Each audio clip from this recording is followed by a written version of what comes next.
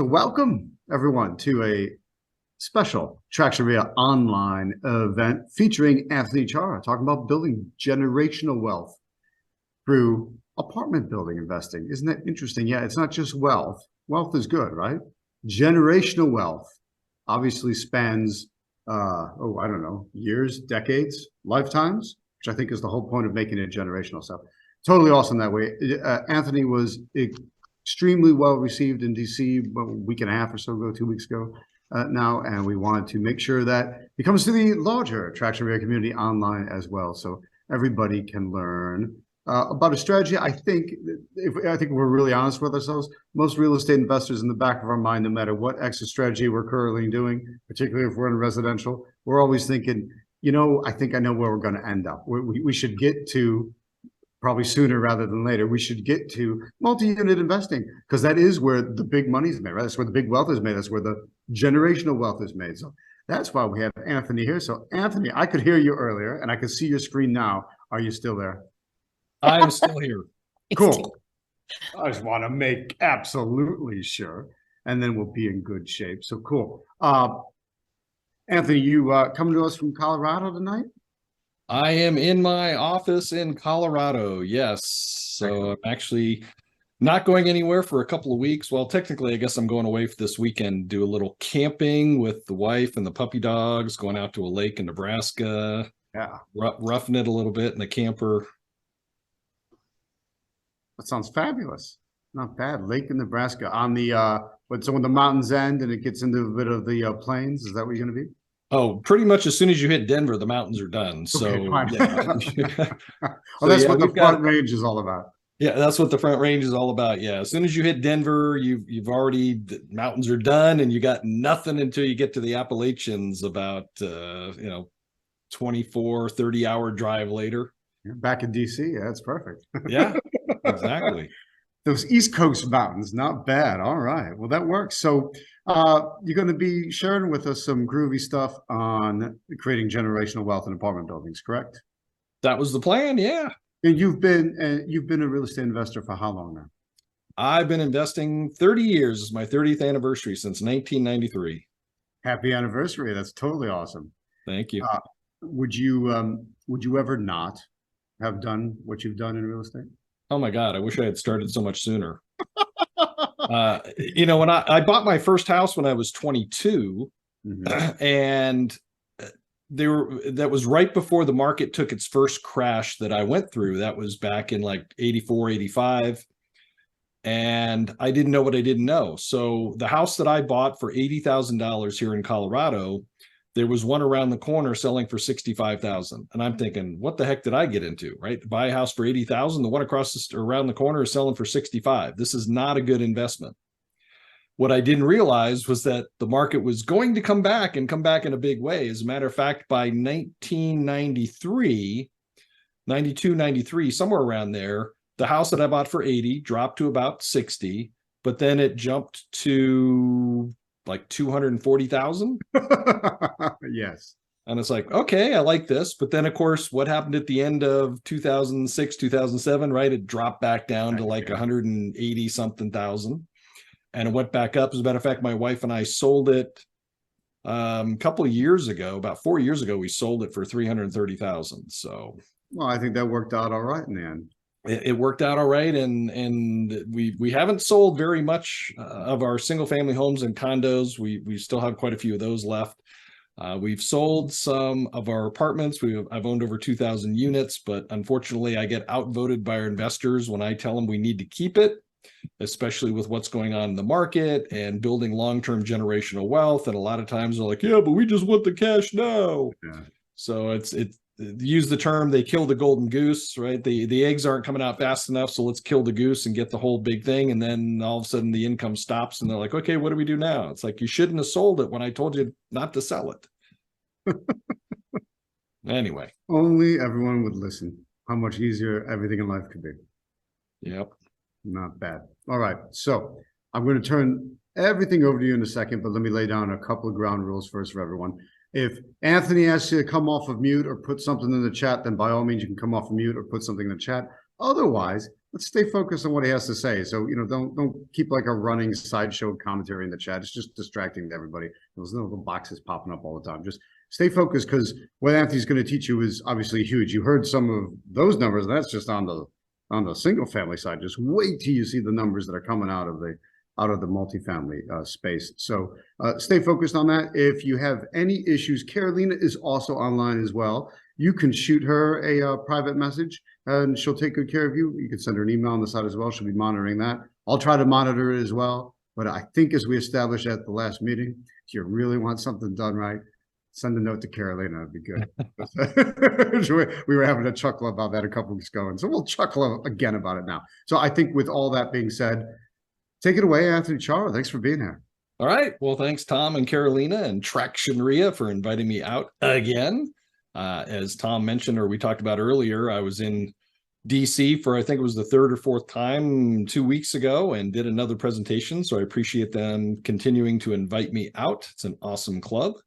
We need to build back the whole country after what happened with COVID, because a lot of the real estate groups have dropped off a lot with the attendance. And the more that you participate, the more that you get out there and join the clubs in person, the better you're going to be, and the more you're going to learn. Because these Zoom meetings are great, but you can't really network very well.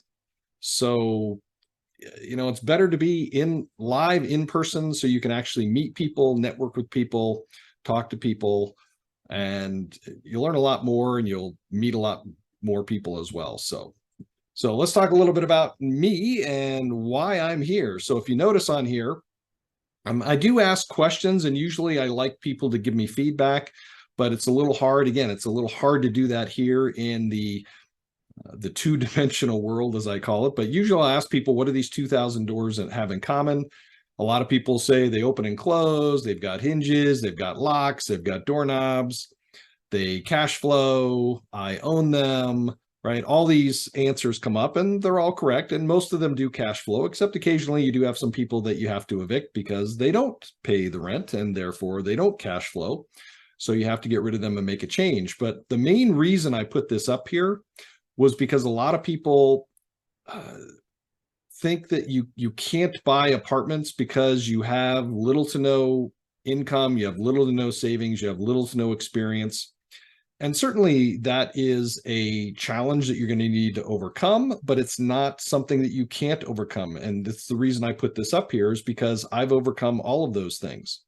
When I first started out, I didn't have a lot of money. I didn't even have any experience. I actually started partnering with a friend of mine. Well, he became a friend of mine. His name is George Antone, and I started partnering with him way back in 2004. Actually, I think we met around 2002, 2003. And we started partnering in 2004, looking at apartments and mobile home parks. And the reason we drifted away from mobile home parks and towards apartments is because back then it was a lot harder to get a mobile home park loan. They were only giving like 50 to 60 cents on the dollar for a loan, where you could get 80 cents on the dollar for an apartment. So, and George also had an apartment experience at the time, and I had nothing. I had a couple single family homes and condos that I was using as rentals, and I was looking to get to the next level. And so I put this up here to show you that it is possible to borrow other people's time. It's possible to borrow other people's money. It's possible to borrow other people's credit. It's also possible to borrow other people's experience. Because again, when I started up, I had a couple single family homes and condos. That was it. It didn't qualify me to buy 100 unit, or our first deal was a 344 unit apartment complex. And what we did is, that very first deal is we rode on the coattails of the developer. It was a gentleman who was going in. He actually bought over 1,000 units in Tucson, and he was converting those units from apartments to condos.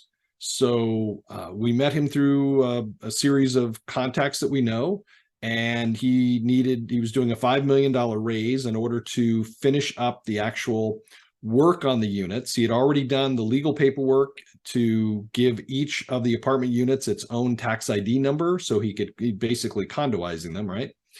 He had done all the condo docs. He just needed the money to finish the work on the interior. He was upgrading the appliances, the countertops, the flooring, and a few other things. So he was raising $5 million. So me and George and another person partnered, and we went out to our contacts and we raised $1.35 million. I'd never done that before. And we partnered with him on this $5 million raise, and that was the first deal that we did.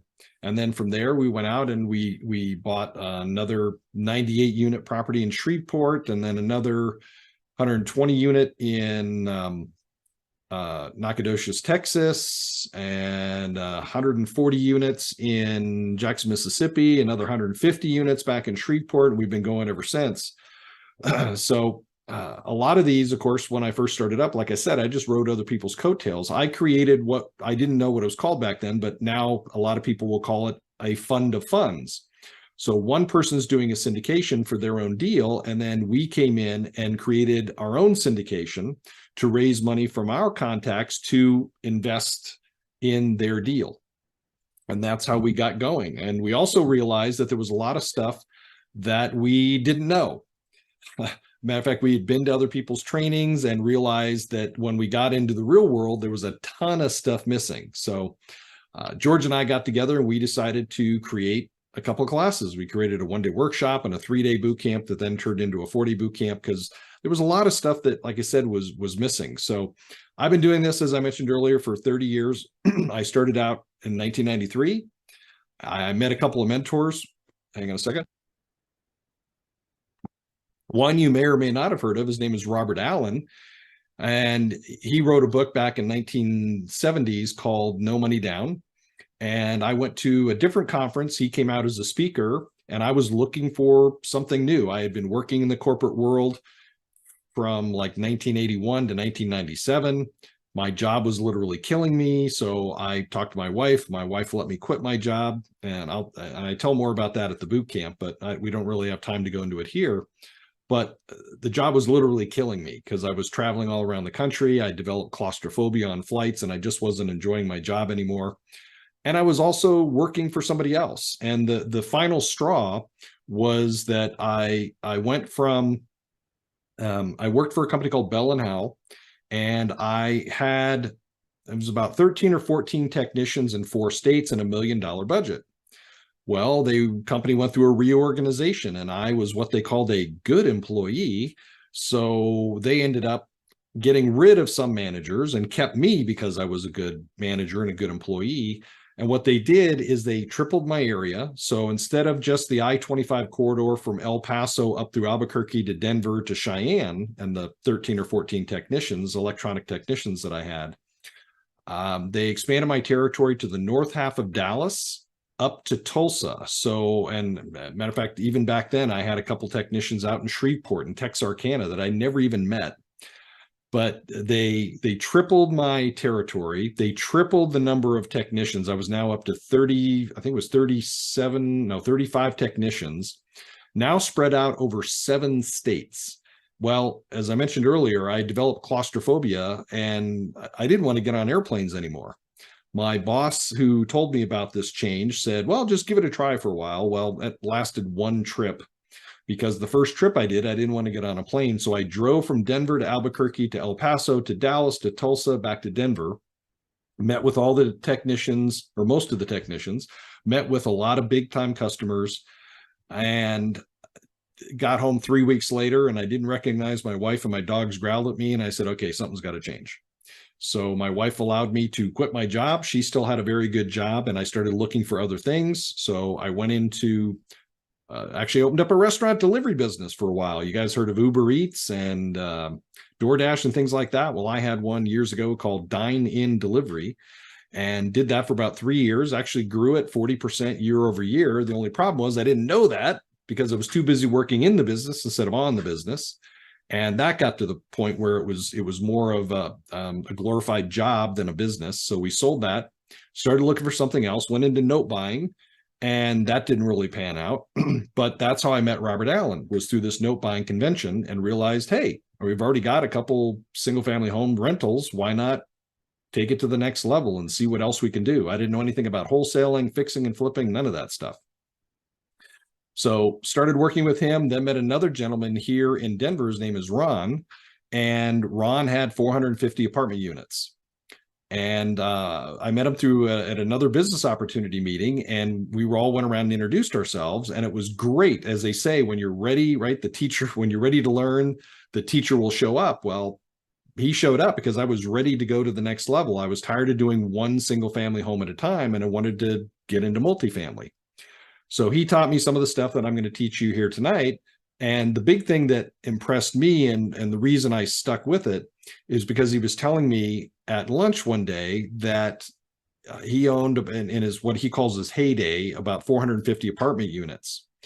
And the 450 apartment units were cash flowing $140,000 to $150,000 every single month. And I thought, okay, I got to get a piece of that action. And so I started learning from him. I started learning from Robert Allen. I started learning from a couple of other people, met my partner, George Antone. And as they say, we haven't looked back since then. So since 2005, I've owned over 2,000 units. I also became financially free in the early 2000s because of the single family homes and the income that we had from that, along with the training that I do and then the apartments that we started to buy. So it definitely changed my life. And that's one of the reasons I keep doing this, is because I want to help as many of you become financially free as well. And it also shows that I have partners throughout the world. So here's some of the properties that I own all around the world. As a matter of fact, the very first deal that George and I were part of, this is the apartment complex that was turned into a condominium complex. So right down here, it was in Tucson. And then if you just go around these properties here, these are in Ohio. This is a single family home in Florida down in Lehigh Acres. This is another complex in Iowa. This is a single family home in Colorado. This is a condo in Tampa. This is a single family home in Vegas. This is an apartment complex, 100-unit apartment complex in Longview, Texas. This one's a 100-unit complex in Macon, Georgia. And then the last couple ones here, this is one that we actually bought. This is actually a fourplex at a hotel in the country of Belize. It's through Hilton. It's called Mahogany Bay Village. And it was the first branded hotel in the country of Belize. And one of my students came to me a few years ago and said, hey, there's this hotel going in. You're going to want to be a part of it. We went through the numbers. He convinced me to join him. So we raised about $1.7 million to buy 2 fourplexes. And this is a fourplex here. There's 2 units up and 2 units down. And so we bought 8 units. And then we liked it so much that he and I and our wives partnered, and we bought a townhouse at the same complex so we could go down and visit, because it gets cold in Denver in the wintertime. So we can go down there and check on our investment and write off a lot of it as a business trip. And then about 2 years ago, we heard of a seller who had about 34 units, and the sales manager at the resort was starting to sell off some of these other units for him. And he approached him and said, look, instead of selling all these off individually, would you be interested in just selling the whole package all at once to one buyer? And he said, sure. So that sales manager knew that Randy, my partner, and I had already had a few units down at Mahogany Bay, and he approached us about joining with him and putting together a syndication. So those of you that are in the audience that are wholesalers and fix and flippers, let me know if you would do this deal. The retail price on the 34 units, if we bought them from the hotel, was $7.2 million. We negotiated a sales price with the owner for $3 million. Anybody do that deal? Yeah, we jumped on it right away. As a matter of fact, we were really happy about it. We got the deal done, and the best part about it was the fact that we raised $4 million, so $3 million for the purchase, plus an extra $1 million for things like reserves, what's called an acquisition fee. So we actually got paid a fee for putting the whole thing together, and just some of the repairs that needed to be done to the property. So we raised the $4 million after 2 1.5-hour webinars with our investors. And I was shocked. That was the fastest I had ever raised money. And I was blown away by it. And we own these units today. As a matter of fact, we fixed them all up. We put them in the rental program, and we are selling some of these off. The plan with the investors is to sell off 24 of the 34 units, and then we'd own the remaining 10 units cash free. right? So none of our investors would have any money in the deal. They also get the right to go down and use the units every so often, every year or 2 years. And then this one over here is also in the country of Paraguay. I raised $1.1 million for this one. This one took a little bit longer because it was right when COVID started. Plus it's in Paraguay, which is in Central South America.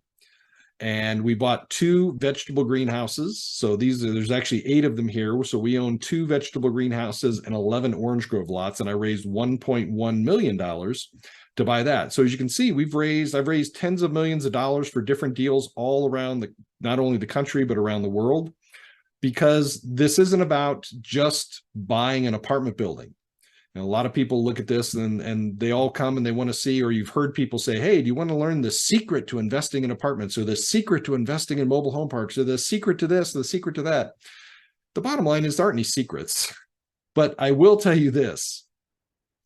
Anything that you're buying, all these things that are on the screen here in front of you, they're not apartments, they're not greenhouses, they're not mobile home parks, they're not storage facilities. All of these things that you're seeing are businesses that generate a stream of income. And when you concentrate on buying a business that generates a stream of income, your goal, of course, is to grow that stream of income, and then it becomes true generational wealth. Things that you can pass on to your kids, your grandkids, your great-grandkids, whoever you want to pass it on to. So, right, it's totally up to you. And if you do it the right way, you're going to be very, very happy. So we do own stuff around the world. We've partnered with a lot of people from around the world as well. And one of the things that we started doing, as I mentioned earlier, is we started teaching classes way back in 2006, because we realized that a lot of the stuff that we were learning, we were still learning on the job by actually going out and buying the property and doing the deals ourselves. And we learned a lot of stuff the hard way. I mean, literally, we lost a couple of properties to foreclosure when we first started up back between about 2008 and 2011-ish, because there were other people that were in control of projects. They weren't listening. There was economic issues on one property. So, and I do share a lot of this stuff in my classes too, because I want you guys to go into this with your eyes wide open and not think that this is just all, dancing girls and marching bands. There are some downsides that you can have and some risk, and you need to have your eyes wide open so that you recognize those risks and you plan for them, so you don't end up losing a property like I did. All right. So a lot of people will ask me, Anthony, what do I need to do to learn to be successful? And quite frankly, you can learn to be successful. And if you notice, the very first thing that came up on the screen doesn't say to go out and start checking out websites and calling brokerage firms and finding properties for sale to analyze. The first thing it says is to learn the market. So I realize a lot of you are around the country, but this is the presentation I did 2 weeks ago at Traction. So it's specifically about the Washington, D.C. market. So I want to share this information with you, and you can do this same research yourself. And matter of fact, I've given you the places that I've gone to do some of this research. So this particular slide is a combination of information from bestplaces.net and Berkadia.com. So according to Best Places, unemployment in the Washington, D.C., this is the metropolitan area around Washington, D.C. It's what's called the MSA, the Metropolitan Statistical Area. And according to Best Places, the unemployment is 7%, but Berkadia lists the unemployment around 3.4%, so a lot lower. And of course, nationally, the unemployment is around 6%.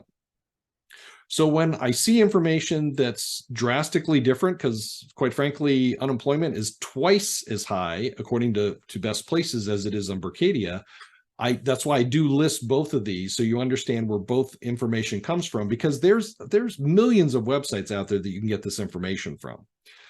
So these are just a couple of the websites that I go to. I do know that employment has increased by 1.8%. They're also projecting job growth in the Washington metro area to increase about 34% over the next 10 years, which is pretty good. That's about 3.5% per year for the next 10 years. So that means a lot more people moving into the Washington, D.C. MSA. That means a lot more housing is going to be needed. We need to be housing providers. We need to provide housing for people that can't or don't want to pay for their own house. And make money in the process for ourselves or for our kids and our grandkids that we can pass on. Or you can donate it to charity if you wanted to. All right. The population has also increased about 13% since 2010. So I would like to see in the areas that I go into, I'd like to see the population increase about 1% per year. So basically a percent for every 10-year period. So from 2010 to 2020, I want to see the population grow 10%. And as you can see here, if it's grown 13% since 2010, guess what? It's right on track. It's been growing 1% a year for the last 13 years. According to Berkadia, last year in the DC area, there were 13,700 new apartment units added. The downside, though, was that only about 5,600 were absorbed. Now, what does that mean? That means something that you're going to hear when it comes to apartments is something called the absorption rate. The absorption rate is based on the number of units that come online that are available, how many of those are then rented within a short period of time as they become available.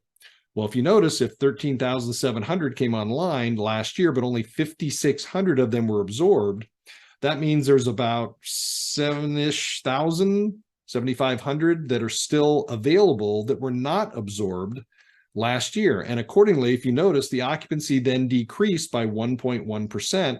So the occupancy dropped to 95.9%, which is still very, very good, by the way. Matter of fact, anything above 95% occupancy citywide is fantastic because that means there's going to be more development and there's more need for housing. Another good point is the fact that rent also increased by 6.8% on average, which I'm going to show you in a little bit why that's important, because unlike a single family home, when you raise rent that has no effect on the value whatsoever, when you raise rent on an apartment building or a mobile home park or storage facilities, the value of the property goes up exponentially. This is what Berkadia is projecting for 2023 in the DC area. They're projecting another 33,000 new jobs, or another 1% increase in job growth. They're also looking at another 17,530 units coming online. By the way, that is the most they've ever done in the Washington, D.C. area. That is a new record for units coming online in a given year. The good news, though, is if you notice, the absorption rate is going to be very, very close. So as those units come online, there are people moving in right away, which is fantastic, which means rents are going to stay high. Rents are going to continue to increase, as a matter of fact, because if you notice, the occupancy is projected to stay exactly the same at 95.9, and rents are still projected to go up another 3%. Usually Berkadia is a little bit low when it comes to rent projections. So if they say 3%, chances are it's probably going to go up 4 or 5%. So that's still good news if you own apartments. If you don't own apartments, time to go out and start buying some. So the other good news, again, this is about the DC area. So if it's not in the DC area, this isn't going to mean a whole lot, but this is some of the stuff that you learn by going to Berkadia.com. This actually comes off a report they have called their I was going to say market viewpoint, but that's not the right word.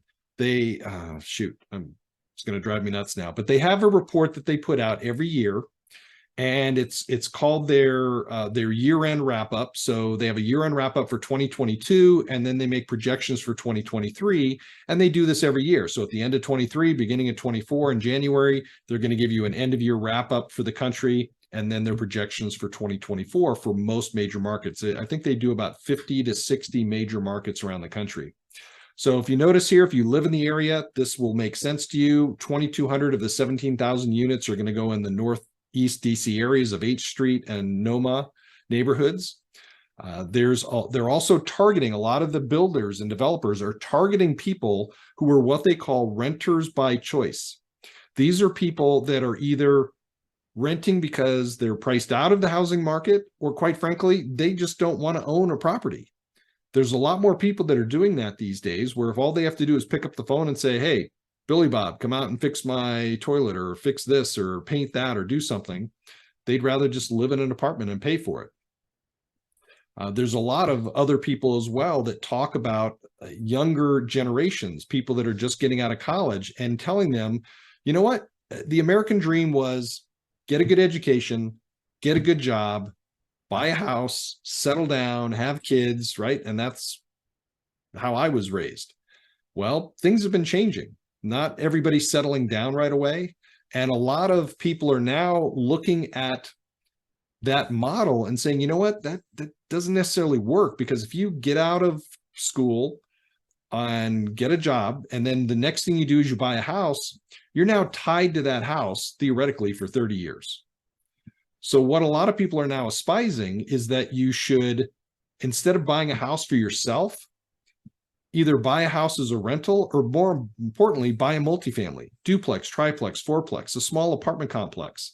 Buy something that's going to generate income, and then you live in one of the units and have the other people that are living in the other units pay your mortgage for you, instead of you immediately becoming shackled to your new house and paying that mortgage payment every single month. Because a lot of people don't realize this, but when you first start out like that, your house is more of a liability than an asset. It doesn't really become a true asset until later on down the road, when you've actually built some equity, either from a combination of paying down the mortgage by paying through the nose for interest, and or the value of the property just slowly increasing or appreciating over a period of time, just like things will. They're going to appreciate and depreciate. So things to consider. These are some graphs here that show what I talked about earlier. It shows where the current rents are and the fact that the rents are going to be increasing. It shows that the occupancy is going to be staying stable. And again, this is coming from the Berkadia reports. And then here's one more report. This actually shows the absorption levels. So you can see back over here in 2022, it showed all the units that came online. It showed that only about 5,600 were absorbed. And then it's showing what they're projecting for 2023, another 17,500 coming online and 16,700 being absorbed. And this report, again, you can get for free from Berkadia.com. All right, before I go on to the next section, does anybody have any questions about the market? It doesn't have to be Washington, D.C. It can be about wherever you live. Do you have questions? Do you have comments? Have you heard of these websites before? Do you use any websites like these? You can either raise your hand and come off mute and ask the question, or you can type your question or comment into the chat box as well.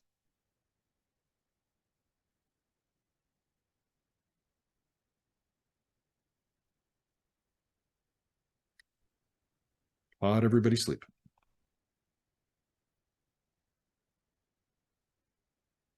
All right, I guess we'll move on. Oh, there we go. Douglas, go ahead. Hey Anthony, how you doing? I'm down here in Sarasota, just bracing for this supposed hurricane we're gonna get hit here with. So I had to step outside for a second, but appreciate your time, and I'm glad I popped on. So do you have any tips on the raising capital side? We've done a bunch of transactions in our day, but I'm raising capital for a fund right now. So I'm curious, with your experience, any tips or tricks? I mean, you mentioned webinar and how you raised a good amount of capital pretty fast. So any advice for folks that might be raising capital in the room? Yeah, I will answer that, but I also want to keep any additional questions specifically to the market question that I was asking earlier, so that we stay focused. Sure. But so as far as raising capital, one of the things you need to realize is it's not about the deal and it's not about you.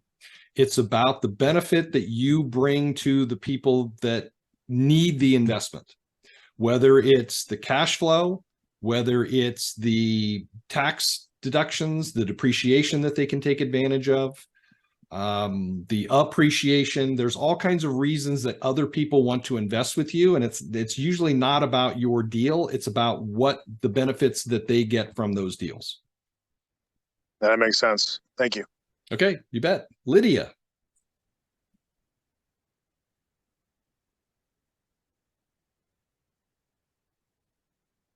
Lydia, need to take yourself off of mute.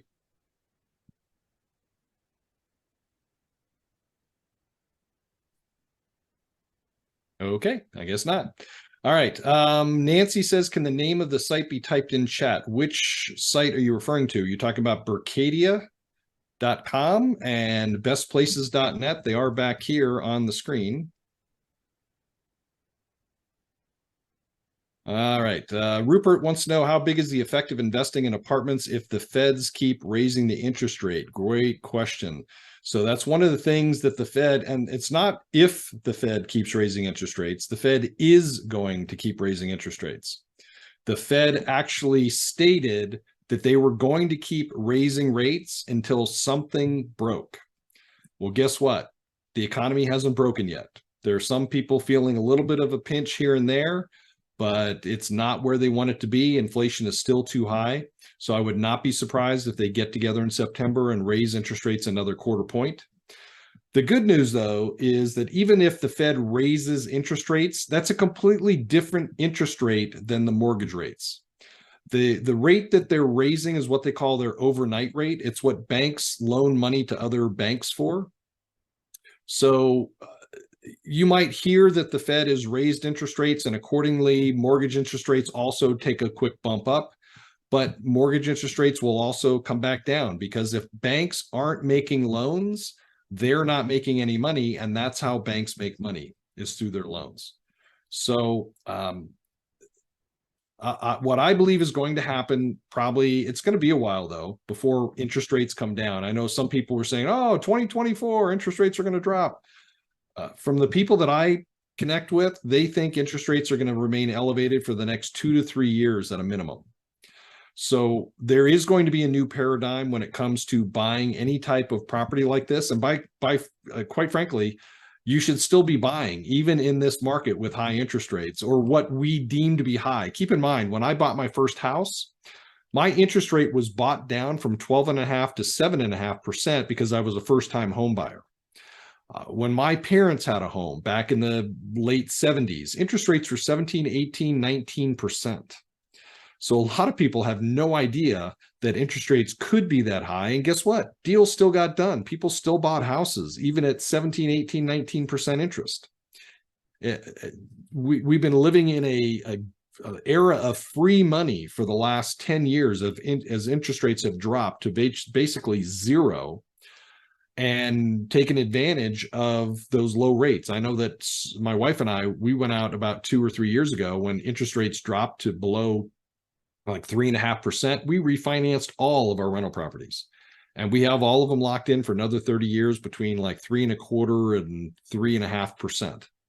So now that it's doubled to 7%, people are freaking out, but deals still work.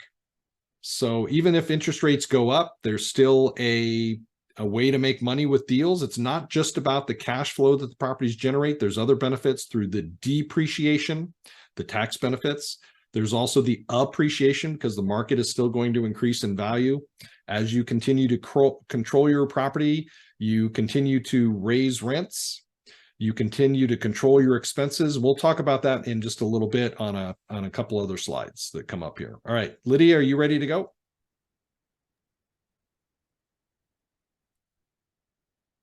Hello, Lydia. She's raising her hand and she's not available. So, all right, we shall move on here. Anthony, I had a quick question if I might pop in. Do you use the Marcus and Millichap reports, or the Urban Land Institute and PricewaterhouseCoopers reports to investigate markets to invest in? Yeah, I do use the Marcus and Millichap reports. Some of the other ones I haven't used yet. There's all kinds. I've got over 100 different websites that I go through and I utilize. Ones like city-data.com. There's all kinds of apartment information out there through Reis, REIS.com, ALNdata.com. There's another one called Axiometrics, AXIOMETRICS.com. I think there's another one I'm missing. Oh, CoStar. CoStar is another big one that we use. Okay. It has a lot of this data on it. Great, thank you. You bet. Okay. Daniel says market rally today because investors believe we're likely done raising. I don't believe that. I think they're going to raise rates again. What are my thoughts on secondary markets within DC Metro? That's I have no problem with secondary markets or even tertiary markets. It's all about whether or not the numbers work. Okay. All right, let's get back to the presentation here because we've got a lot of stuff to cover. And I think Tom is going to turn into a pumpkin around 11 o'clock tonight, right, Tom? More or less, somewhere around 11:05. Okay. All right, so here's give you an example of a deal and why apartments are awesome. This is a deal that we did a few years ago. We held onto it for about 5 years. So the actual numbers when we bought the property, there's things like SGI, vacancy, OI is other income. So let me give you a little education on this slide. So SGI stands for scheduled gross income. Scheduled gross income. That assumes that every single unit is occupied and everybody's paying rent on time every single month. Now, what's the likelihood of that actually happening in a 76 unit complex, right? 0 or less than 0. But the fact is you start with the scheduled gross income. What should you be collecting? Some people also call it potential gross income or PGI. Then you take out the vacancy. So that's what the next line is. That's the vacancy factor for the property for the 12 months prior to us purchasing it. Then we added in OI, which is other income. Other income are for things like laundry, vending, parking, late fees, pet fees, storage, anything that's not rent related. When you take the 100% occupancy and the potential that you have for all units being occupied minus your vacancy plus other income, you get something called effective gross income, EGI, effective gross income. From that, we then subtract our operating expenses. These are things called TIMUR, Timmur, stands for taxes, as in property taxes, insurance, management, maintenance, utilities, replacements, and reserves. So when we subtract out all of that from our EGI, we end up with NOI, or net operating income, which came out to $236,000. For those of you taking notes, put a big star next to NOI, because as soon as you learn to control the NOI, you learn to control the value of the property and your own net worth. And I'll share that with you here in just a little bit. Then when we sold the property or got ready to sell the property the last year that we owned it, notice our scheduled gross income went up dramatically. We went up to about $687,000. Our vacancy went up, but that's okay because we take better care of our properties. We were charging higher rent. So we still did just fine with this property, as you'll see here in just a little bit. Our other income went up tremendously. So the more you can raise, as I mentioned, the more you can control your NOI line and raise your NOI, your net operating income, the value of the property goes up exponentially. So we raised our other income line to $69,000. And one of the ways that we did that is because on these units, we were paying, well, actually, technically, we were still paying the water bill for the entire complex, but we had a company come through and they put on a water meter inside of every single unit. And we started billing the residents, or technically the company started billing the residents for the exact water that they were using on the property. So our expenses didn't go down because we still have to pay the water bill, but our income went through the roof because now we were getting reimbursed something like 94 to 95% of all of the water charges were being paid for by the actual residents in the property. So our EGI went up to tremendously to almost $700,000. So a little over $200,000 increase.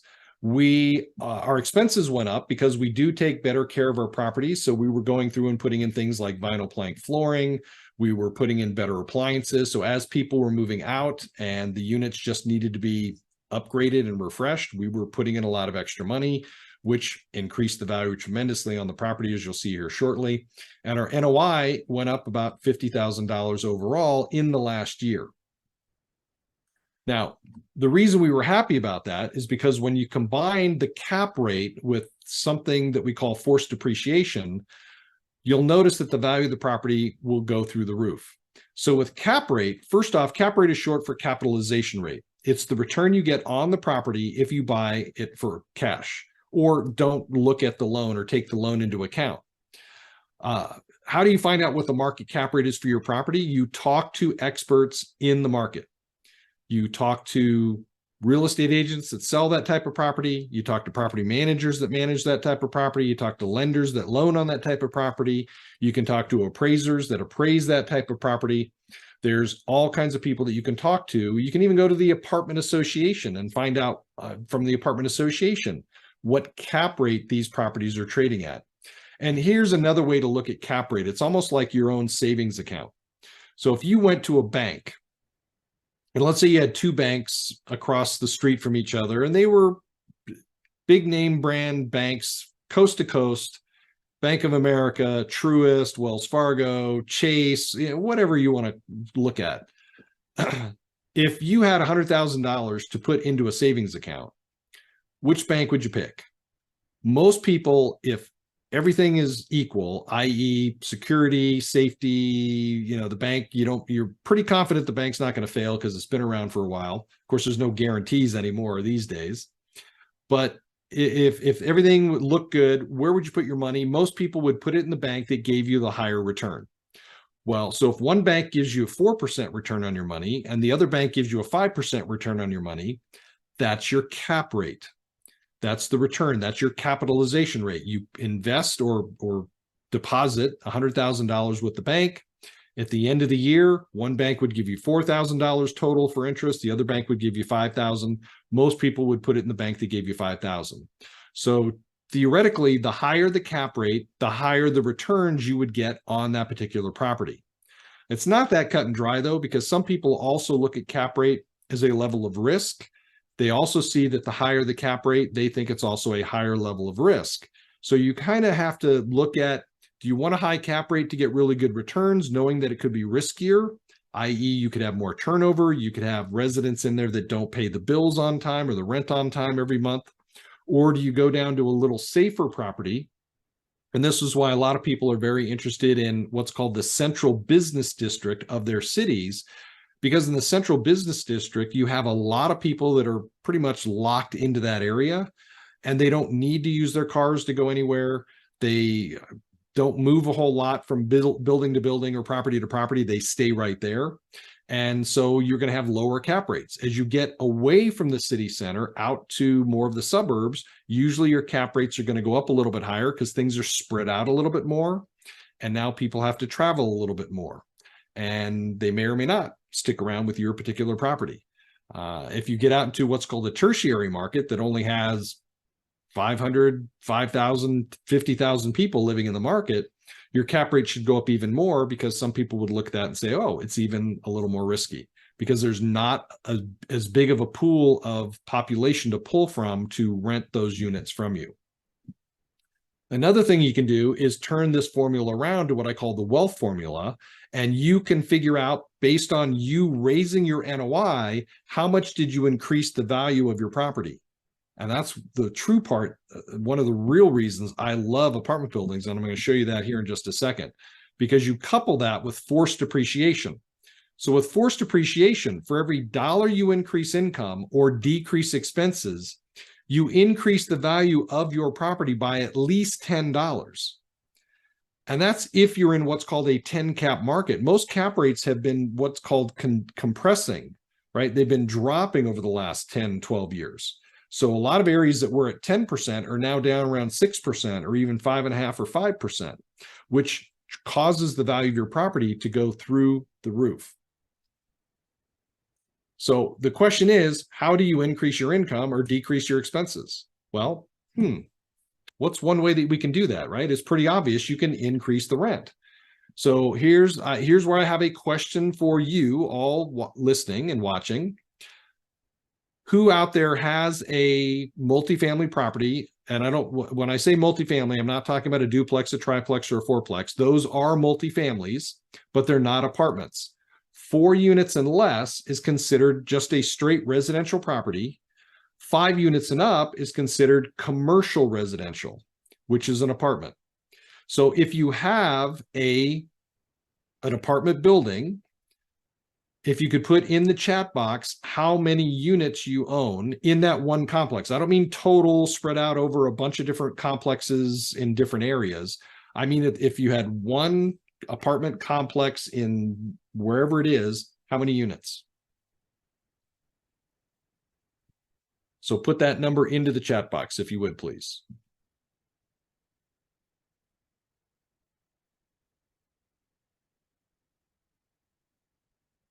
This is the interactive part of the workshop here. Somebody's got to own something here. All right. Okay, thank you, Jason. But yeah, I need to know the number of doors in one deal. Not the total count, just the number of doors in one deal. Anybody else? 5 units and more.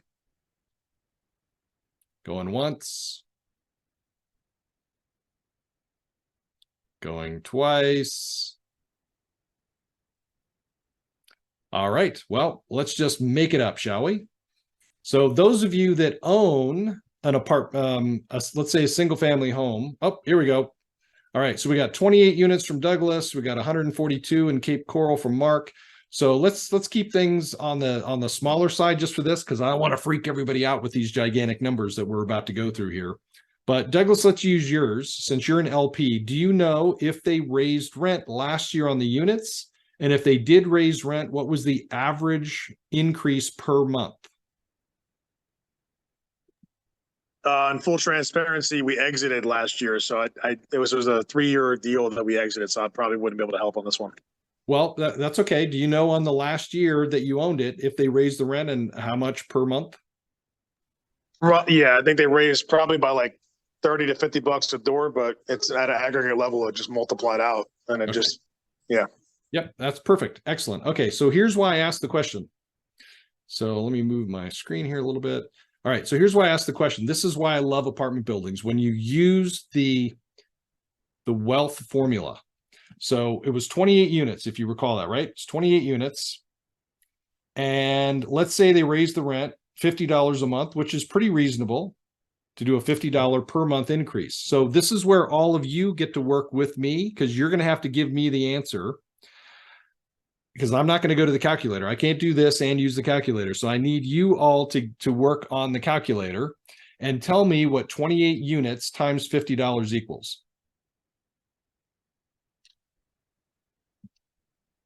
Okay, 1,400 bucks. So if everybody's in agreement, hopefully you are, it's 1,400 bucks. Thank you, Melissa. Thank you, Diane. Now, what else do we have to do with that number? Because that's per month. What else do we have to do with that? We have to multiply that times what? Times 12 months, which equals what? Okay, excellent. 16,800. Now, out of that $16,800, how much of that do we have to give to a property manager? So theoretically, if this is 28 units, it's probably not going to be 10% because you've got more than just a couple units. So if any of you have any idea of what your property management fee is going to be on 28 units, Douglas says 5-ish%. That might be a little bit low. So I'm going to be conservative. I'm going to say 8%. I think it's going to be less than 10, but at the same time, I mean, we've had some properties that were in the 4.5% range, but we're talking 120, 140, 150 units minimum. So one of the things we're going to have to do is give, let's say, 8% to our property manager. So the 16,800 that we increased rent doesn't go right in our pocket, right? We have to give 8% of that to our property manager. So I'm going to multiply this times 0.92. Why 0.92? Because that takes into account the 8% reduction that we're going to have to share with our property manager. And then it tells us how much is going to go in our pocket. So take the 16,800, multiply it by 0.92. What do you get?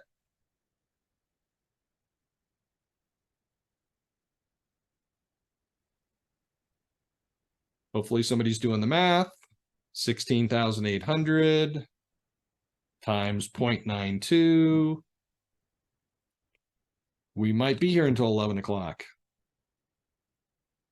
By the way, so in case you don't know, some of you can make phone calls with your calculators. So there we go. Thank you, Melissa and Rupert.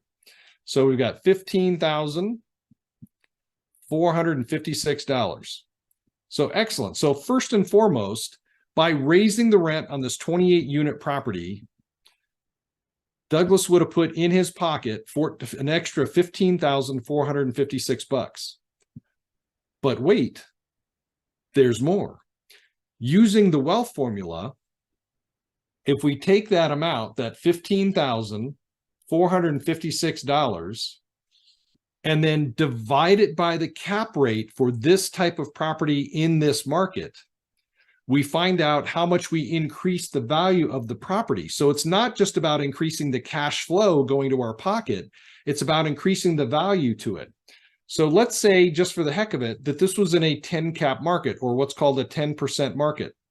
Take the 15,456 and divide it by 10%.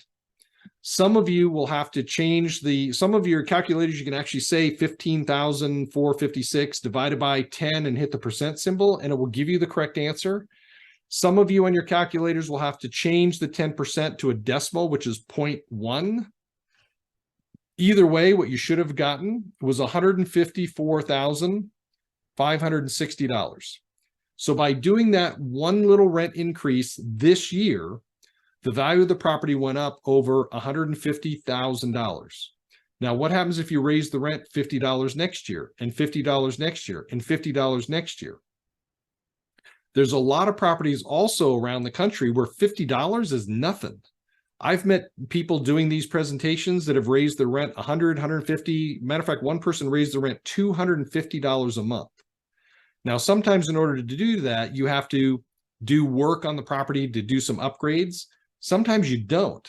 Sometimes you just have to buy the right property in the right market where owners haven't been raising the rent. Matter of fact, I've got a student right now working on a couple deals around Atlanta.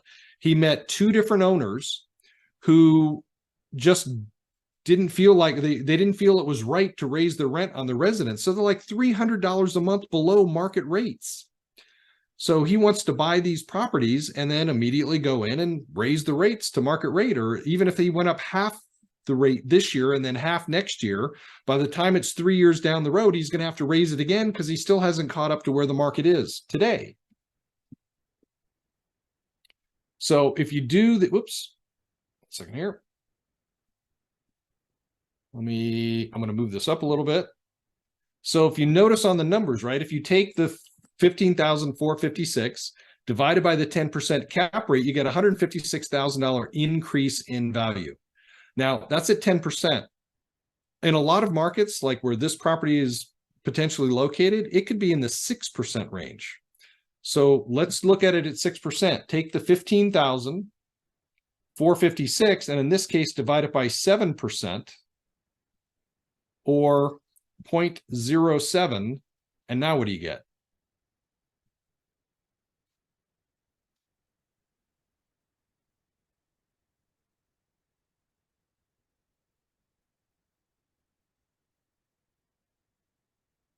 Anybody? There we go. $220,800. $220,800. So just by raising the rent on this particular property, depending on where it's located, you increase the value of the property exponentially. That little itty bitty teeny tiny $50 per month increase just took the value of the property up $220,000. Now think about this. If you have a single family home and you raise the rent $50 a month, how much does the value of the property go up? Right? Zero. What determines the value of your single family home? It's determined based on what somebody is willing to pay for it, based on what the property across the street sold for, and what the property around the corner sold for, and whether it's in an up market or a down market, right?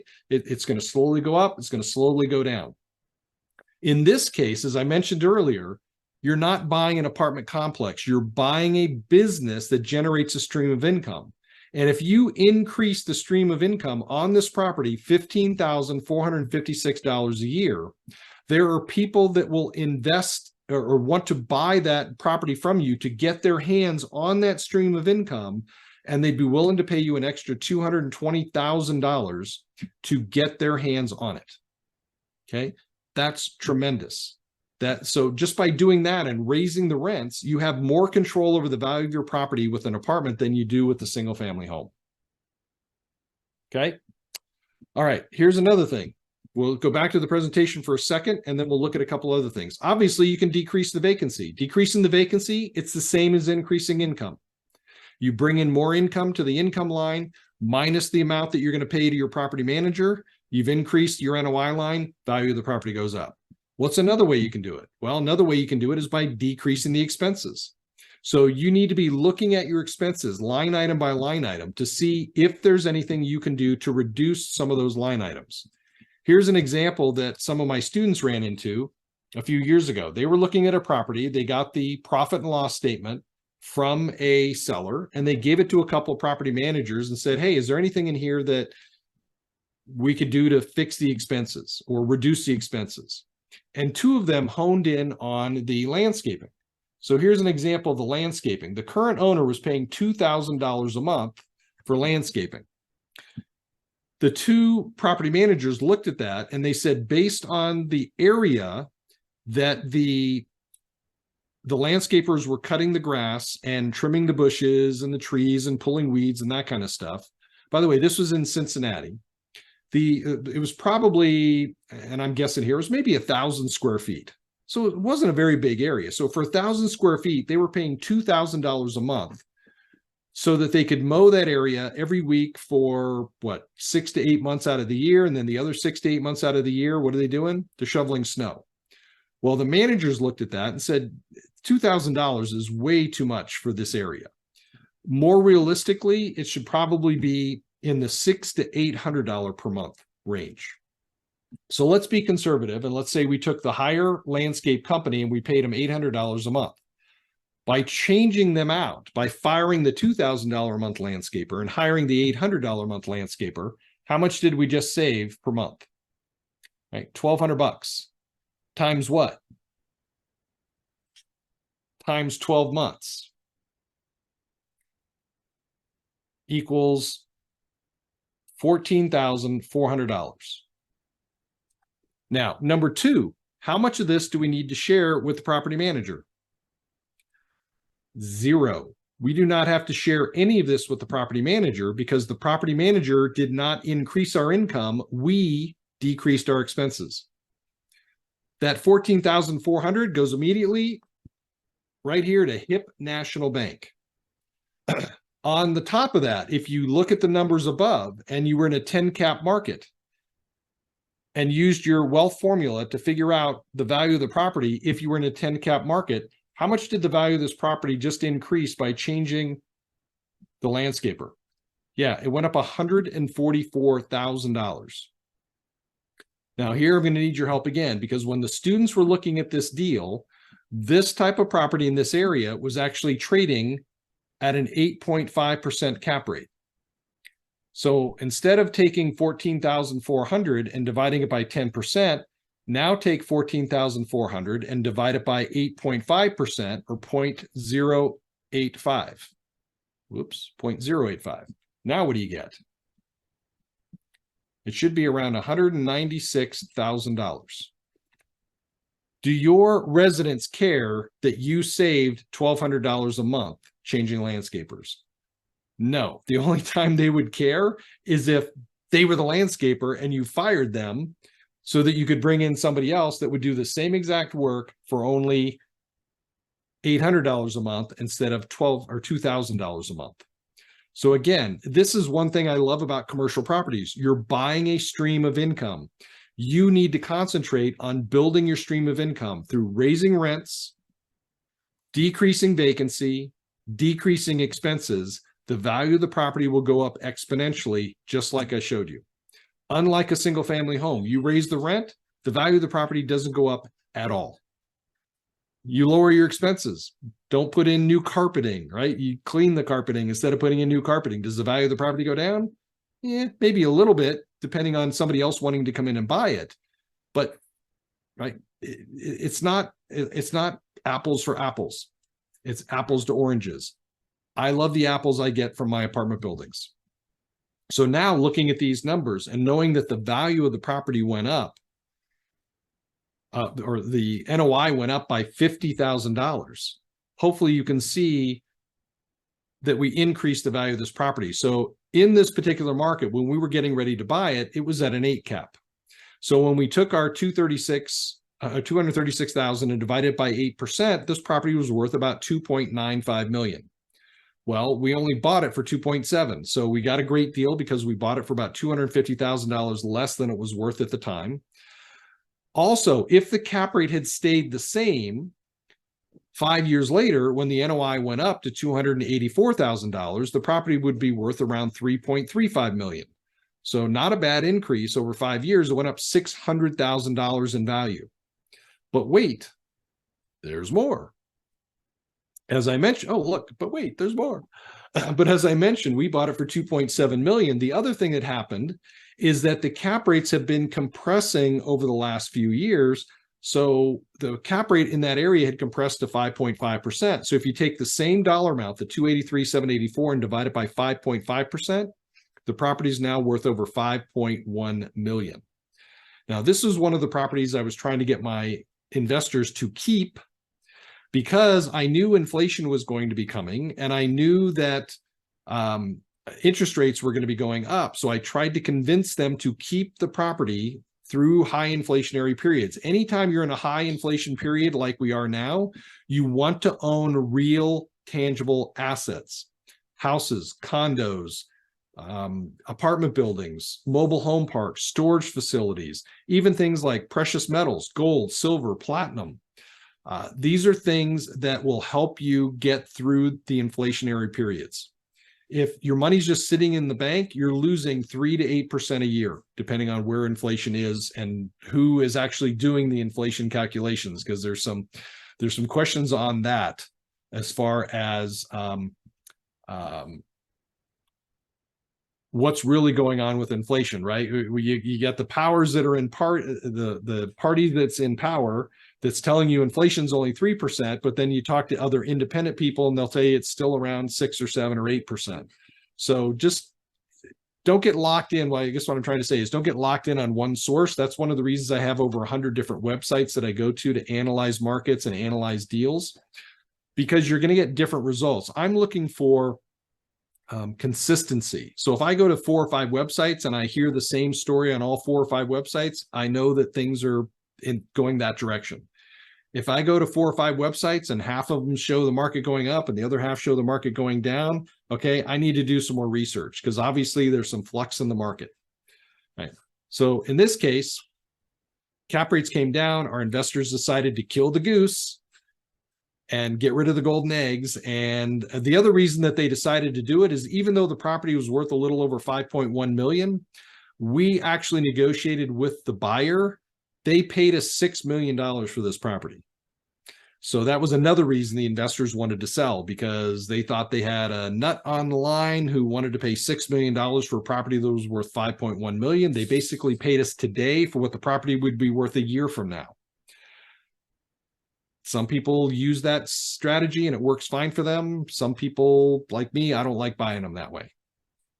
But they did. Our investors decided to sell. We sold it. Now they're crying and saying, what are we going to do? We can't find anything. And it's like, I told you so. We should have kept this particular property, especially with the high inflation. All right. So here's the property. It's a bunch of fourplexes all in one area that we turned into an apartment complex. We bought we had like 19 of them. We added another 4 or 5. So we went from 76 units to 96 units with this particular property because we added a few more fourplexes over the years, actually 4 more fourplexes over the year, 5 more fourplexes over the years, sorry. So we ended up selling it out. Here's the property, Waynedale Circle, right? Nothing fancy about it, just nice brick buildings. Most of them are U-shaped, very low maintenance. There's really nothing to do with the brick. We just have to take care of the landscaping and the roofs. So it was a pretty great investment for us. I wish we still had it. Another thing I want you to think about, I want you to imagine creating streams of income that will last for generations, things that you can pass on to your kids and your grandkids. You can do that with real estate as long as you buy the right real estate investments, and it really will create generational wealth. Matter of fact, one of my mentors that I talked about earlier, Ron, he went out and bought an apartment building for his son, and he bought an apartment building for his daughter. And he even told them, hey, kids, I bought you an apartment building. It's yours. You know what they both said? thanks, Dad, but no thanks. They didn't want to have anything to do with it. And I said, Ron, are you adopting? Because, you know, I could use a new sugar daddy. And unfortunately, he wasn't.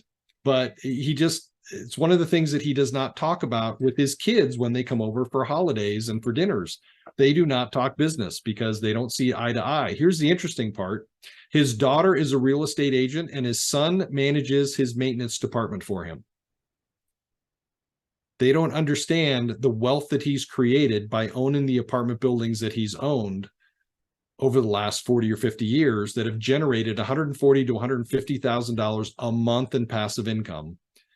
They just want to work their job, and then they have the security of their paycheck, which is just nuts.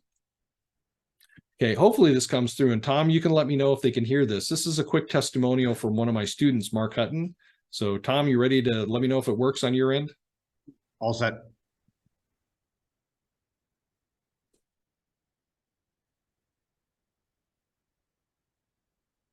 Hi, my name is Mark Hutton. I'm from Cincinnati. I'm in Cincinnati at Anthony Chara's boot camp for apartment mastery. And I'm a huge fan of Anthony's. This is the second time we've been here. Frankly, his class just works. By the time you go through his class, and as we did 2 years ago, my wife and I, we started with 3 units. We're now at 155 units that we either own or partner on. This class works. It's the most actionable education I've ever gotten in all of the umpteen boot camps and classes we've been to. And we just love it. You got to get here. Thanks.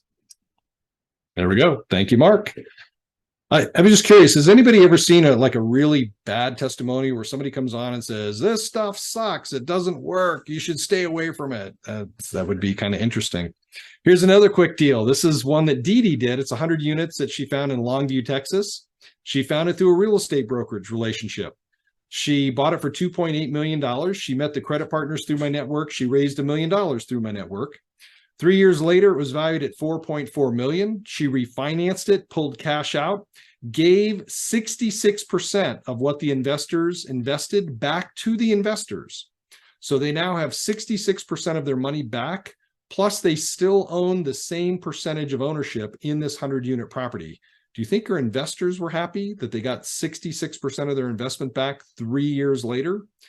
Not only that, but once she did the refinance and gave them their money back, guess what else she had lined up and ready to go? Oh, by the way, I've got this other property that I'm looking for investors on. Do you have any interest in investing with me? And a lot of them said absolutely. And they took the money from property A and moved it into property B in order to continue to invest with Dee Dee. About a year later, she got 2 unsolicited offers between 5.5 and 6 million bucks. They still decided not to sell it. They actually did sell it a little bit over a year ago, and I think they got $7.8 million for this property in Longview, Texas. So she and her investors were very, very happy with their returns. And here's one of the reasons they did so well with the property. This is what the property looked like when she bought it. Now, the picture on the left does not do this deal any good, or does not justify the actual picture. That's actually a plywood sign with painted stenciled lettering. That was the first thing that people saw when they came to the property. On the right, that's the laundry room with a Coke machine in the back. And don't you just love that flooring? So this is one of the things that Dee Dee did in the laundry room. She took out all the VCT tile. They put in ceramic tile flooring. If you notice, they got rid of the soda machine. The reason they got rid of the soda machine is because the soda machine, the wall behind the soda machine is the manager's office. And the manager got tired of hearing people when the soda machine wasn't working, right? People would bang the machine up against the wall. So they just decided to get rid of the soda machine so she didn't have to listen to the banging. Of course, if she did hear the banging, she could come around to the side and tell people to knock it off. But it just wasn't worth it. So they got rid of that. But they kept the laundry equipment because they had 8 washers and 8 dryers. This is what the units look like. If you look on the left, they had these dark green cabinets. By the way, there were people living in this. If you notice the floor and how the floor is falling apart, this is a unit that somebody had just moved out of. If you look on the right, and it's not the same exact unit, but look how much brighter the unit is, or the kitchen is, just by painting, just a very simple thing of painting the cabinets white. And you can't see the floor. I've got a better picture of the flooring coming up, but Dee Dee started putting in vinyl plank flooring. Here's another unit that somebody was living in. You can see their stuff is still inside of it. This is what they lived in. What Dee Dee does, if you notice on the right, this is one of the units that they fixed up as a show unit, a model unit, if you will. And she did a little staging in there to make it look a lot nicer. And this is what a lot of their units look like, other than the pictures aren't there, but all the nice clean cabinets, the clean light fixtures, the new light fixtures. She changed a lot of this stuff, right? Here's an old kitchen cabinet. That's my foot, by the way. I was there helping her do the inspection. And on the right is what they look like today. So she spent a lot of money to fix up the units, to turn them around, to make people want to live there and want to pay more money to live there. Another beautiful living room somebody had just moved out of. This is how the old owner took care of the property. On the right is how Dee Dee takes care of the property. You can see the vinyl plank flooring. It's dark, it's rich, it looks gorgeous. It's a staged unit, but look at the ceiling fan, right? The only thing that, right, the stuff on the walls, the plants, the tables aren't going to stay, but it gives people an idea of how it's going to look when they move into it. And people love that. She increased the occupancy, she increased the rent, she increased the value of the property over the 5, 6, 7 years that they owned it. Here's another beautiful carpeting, right? What did she do? She went in, they upgraded the carpeting, put in a Berber type carpeting, which was a much better grade of carpet, because a lot of the stuff on the left, when you get into what's called renter's grade carpet, you're replacing it every 2 to 3 to 4 years. You want to spend more money on your flooring, preferably things like vinyl plank flooring or ceramic tile, so you don't have to replace them every 3 to 4 years. Even the carpet that she put in was an upgraded carpet, so it's a lot easier to clean. It lasts a lot longer. It takes wear and tear a lot better, and you don't have to replace it every 3 to 4 years. The other thing she did is she put in these things called solar screens. If you notice the photo on the left, you can see all of the sheets, the blinds. It just looks disheveled. It's not very good. The solar screens on the right do two things. Number one, being in Texas, it cuts down a lot of the heat that goes into the units, that overheats the units, that then causes the air conditioning to run amok. And if you notice, you can't see the window coverings behind. You can't see all the sheets that are put up with thumbtacks or nails, or the blinds that are broken. So she did two things very inexpensively and made the property look a lot nicer. As a matter of fact, here's what it looked like before they sold it. All the trees, the bushes, the landscaping, everything was nice and neatly manicured. All the sunscreens, solar screens were in. The second thing she did was the manager's office. This is the manager's office. This is the second thing that people see when they come to the property and they walk in and they say, wow, this is a really nice complex. They really take good care of it. She put in big 18-inch ceramic tile floors, nice furniture. By the way, I was talking too long. You missed the sign there, the old sign. All right, that was the first thing that people see. The first thing that people see is the sign. You remember the old plywood sign with the stenciled lettering? Here it comes, here it comes, it's coming, it's coming. Right? You can see what she did again with the manager's office. The second impression that people get, that was the first impression. She spent about $1,400, had a new sign created. There's the new sign. Completely turned around the vibe of the property. Everybody loved it. She, again, started raising rents, increasing occupancy, and increased the value for investors. Here's something I'm going to go through very quickly because we're running short on time. This is another reason that you need to start thinking bigger. If you went out and bought a single family home and you put down a 25% down payment and got a 75% loan, you'd have a $150,000 loan, your $50,000 down payment, and then in 5 years from now, the value of the property would go up. As a matter of fact, on your homes, let me show you this real quick here. Across the country, on average, real estate goes up about 5% a year. Well, it's not like this, right? It's not just 5%. It goes up and down like this, right? Not a very good drawing, but you get the idea. But on average, it goes up about 5% a year. So on this particular property, if it went up about 5% a year for 5 years, your $200,000 home is now worth $255,000.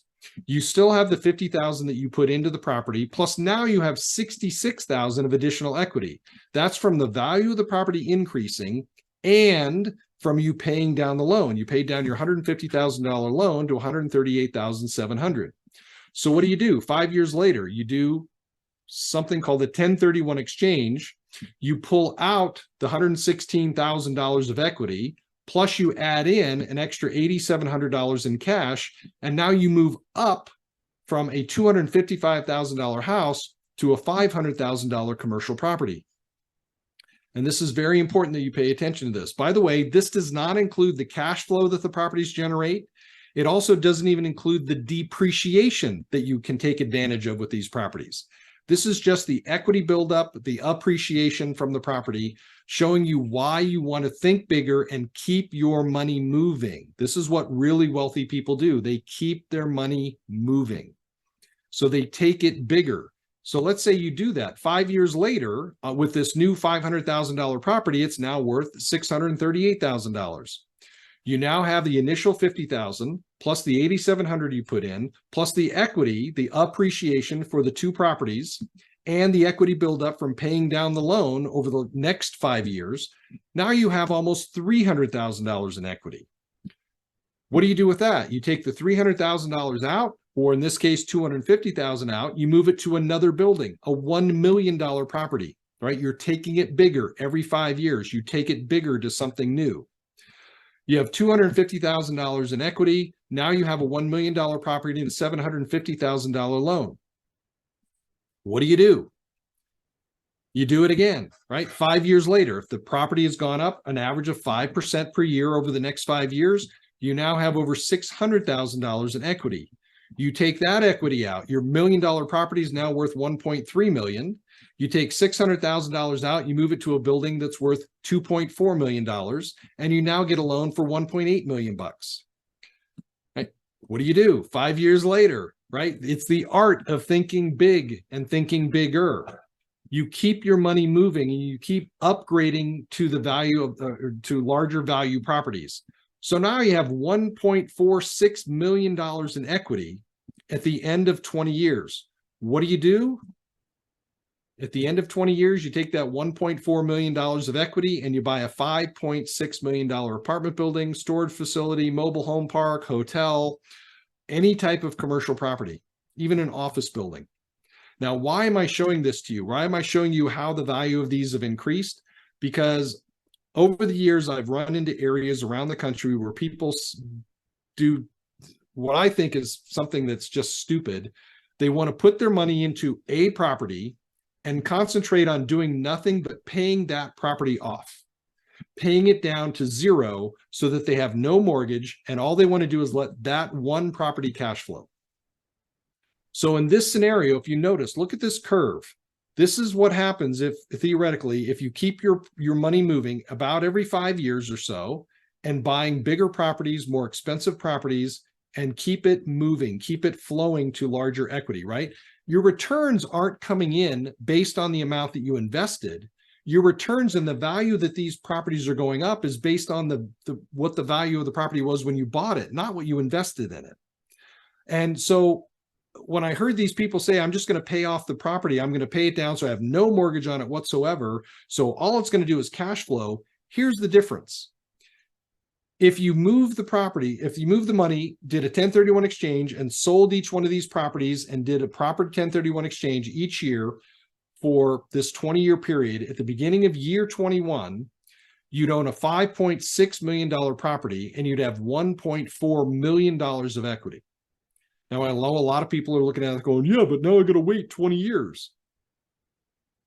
What's going to happen 20 years from now if you don't start today? 20 years from now, you're going to be looking back 20 years ago and say, you know what? I should have listened to what Anthony was trying to teach me back then. This is what would happen if you just left your money in this property. Your $200,000 house would now be worth about $530,000. You'd have about $450,000 of equity in that house. Now, that's assuming that you just paid the minimum monthly payment every single month for the last 20 years. $450,000 in equity, $1.4 million in equity. $530,000 house, $5.6 million apartment building. You do the math. Which would you rather have? Do you want to think small and keep buying single family homes, or do you want to think big and start moving up to larger properties, higher value properties, bigger properties, number of units, bigger number of units? And again, it doesn't have to be apartments. It could be mobile home parks, storage facilities, any number of things. Matter of fact, one thing I didn't show you guys is I want to show this to you as well too, because I know here's the other thing that was driving me nuts. When I went out and I first started learning, and I know a lot of you do this. A lot of you are wholesalers and fix and flippers. Well, let me know if this looks familiar. Right? You go out and you start doing your deals. Wholesaling, fixing and flipping, fixing and holding, and that kind of stuff. You go out, you do a deal, you make a good chunk of money. You go out, you do a good deal or another deal, you make a chunk of money. Go over, do another deal, you make another chunk of money. What happens when you're not doing deals? Right? When you're not doing deals, you're literally dead. So give you some sound effects. If you watch my little mouse as it goes along here, right? We go along, we got blip, blip, blip.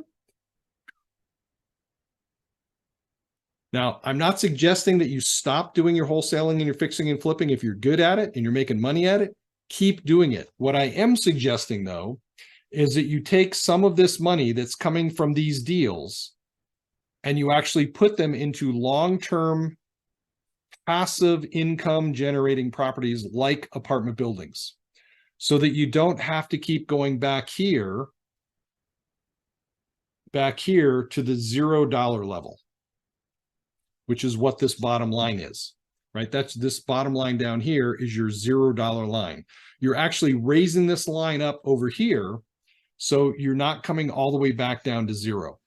Another question I would ask for some of you is, how long is it between these two peaks? And a lot of time when I ask these questions, I get the same answer from multiple people. It's too long. The other thing that I figured out when I was doing this is, to me, this was more like a job, because I was literally going out on a job interview. I'd go here and I'd be going on job interviews. I'd get hired, right? Somebody would sell me their property and I'd get the job and I'd do the job and I'd make money. And then what would happen? Then I'd be unemployed again and I'd have to go out on more job interviews to get somebody to sell me their property. And then I'd get a property and then I'd do the deal and I'd make a chunk of money. That's what that peak is showing you, the spike. And then what I have to do, I have to go on more job interviews. I did some fix and flips. I did some wholesaling deals. I didn't like it. It was too much work for me. There wasn't enough stream of properties coming in. So then I met my partner, George. We started buying these larger deals, these apartment deals. The checks were bigger, the cash flow was bigger, and I've basically stuck with it. I still have single family homes. If you noticed, I've also branched out earlier when I did the presentation. I own 43 units at a hotel in Belize. I own a couple of veggie greenhouses and some orange grove lots down in the country of Paraguay and another large investment down there. So what I want you to do is I don't want you to stop doing the wholesaling and the fixing and flipping if you're good at it and making money. I just want you to think differently and start taking some of that income that you're making and put it into long-term cash flowing properties that generate passive income. Okay. That's the purpose of this particular slide. So here's the other art of thinking bigger, right? The results of thinking big. 1.4 million, 450,000. $5.6 million property, $530,000 property. Which one would you rather have? Also, as Brian Tracy said a long time ago, the more you learn, the more you earn. So it's time to start learning more so that you can not only learn, but take action. Here's another quick testimonial from Jim in Cincinnati. My name's Jim Adams. I'm or Chicago. School day camp. This is actually my 4th event I've been with Anthony. I scoured the country finding somebody that I could be confident in and comfortable with and that I trusted in terms of learning apartments. I've been investing in single family houses for a while, but want to move to apartments. And after looking literally across the country, I decided on Anthony. Obviously, by me coming back for 4 times for 4 different classes, I'm confident with Anthony and the way he teaches. So if you're looking to learn, or even if you already do apartments, you want to learn more, I would certainly recommend, Anthony Chara in this particular book. All right. Thank you, Jim. So Jim did not come to the boot camp 4 times. He came to the boot camp twice, and then a couple of extra classes that I have. But here's the great part about Jim is he realized the value. And so the second boot camp he came to, he brought his son and daughter with him because he wanted his son and daughter to realize that they shouldn't be thinking about working for someone else for the rest of their lives. He wanted to set them up for success and teach them about passive income and creating and generating passive income so that they could enjoy life and not work as hard as he did for as many years as he worked before he figured out that he could start buying apartment buildings and generating passive income. By the way, this is for Washington. Obviously, you're not going to be able to come to a one-day workshop. There's a one-day workshop. Yes, but wait, there's more. You don't have any bonuses, but we do have this. I do have a home study course. The home study course is downloadable. If you go to my website, you pay $9.95 just for the home study course. So let me tell you a little bit about what's in it. There's 8 audio files. There's an introduction, and then there's the next 7 files take you through the 7 steps of buying any type of property. And let me, oops, hit the wrong button here. So any particular property you buy, you may not realize this, but there are 7 steps that you need to go through to buy those properties. And a lot of you probably aren't going through those 7 steps. So here are the 7 steps, right? You start, if you notice in the lower left, you start with locating the market, and then within that market, locating properties. Then you do what I call a quick analysis of a deal. You go from a quick analysis, if the numbers look good, you put in an offer. If the offer is accepted with the seller, then you start financing and due diligence at the same time now that you're under contract. Also, the other thing that a lot of people don't realize when you're buying an income property is certainly if you're buying single family homes and stuff, you're going to do the physical inspection or the physical due diligence. But now you have to do the financial due diligence. Is the information that the seller gave you accurate? Can they actually prove to you that they have the income, the vacancy, the expenses that they say they have that caused you to put in the offer way back over here? This is where you actually confirm the information is in the due diligence phase. You're also going to do some negotiations over here in the offer phase before you go under contract. And then after you start your due diligence and financing, you may have to do a little bit more negotiation all the way through the closing section. So these are the different steps that you have to go through in order to close any property. So the audio, you can actually take this if you wanted to, and you could download it onto a flash drive. You could put it in your car. So a lot of your cars, if you have those little USB ports, you put your flash drive in, you can actually listen to this information, this audio, while you're driving around in Ford University or Toyota University. There's also, along with the home study course, there are a bunch of forms. There's about 7 or 9 different forms. There's sample letters of intent. These are what we use to tell sellers or show sellers that we're interested in buying their property. It's, you're interested in selling, I want to buy it, here's my offer, here's my terms. Simple 1-page form. The 3 forms that I give you in the home study course all have creative financing in them. Now, most of the time, you're not going to get creative financing, but by giving it to you, it opens up your mind and expands your knowledge base on what is possible that you can get from sellers with the creative financing that we've been able to get on past deals.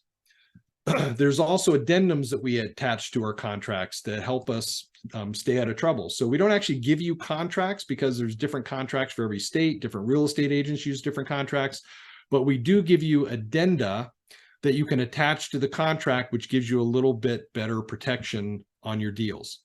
There's also 6 or 7 different pieces of software. There's what I call my quick analysis software, which actually is, I'm going to show you here in just a little bit. And then there's the APOD software, which is a much more finite way of looking at a deal.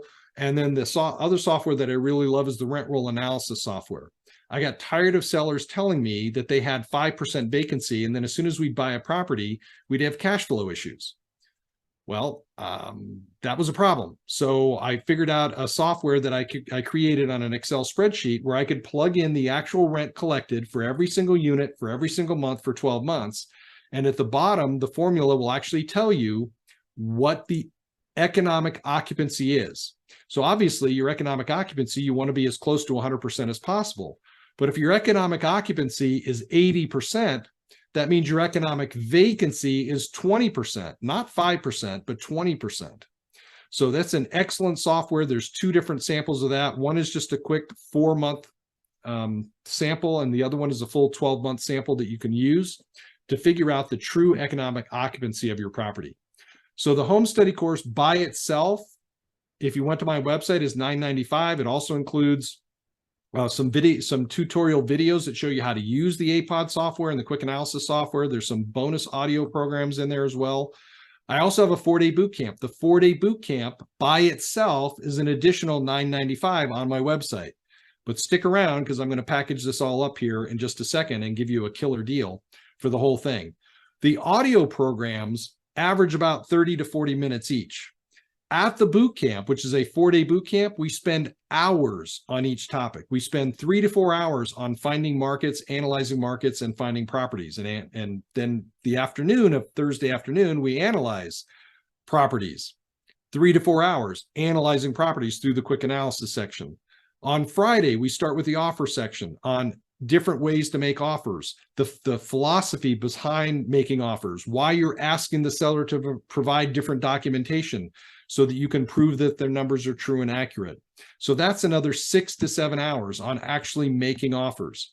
We spend another 5 to 6 hours on financing, not only traditional methods of financing, but even things like low and no money down strategies. And one of the other things I teach is how to negotiate zero interest financing.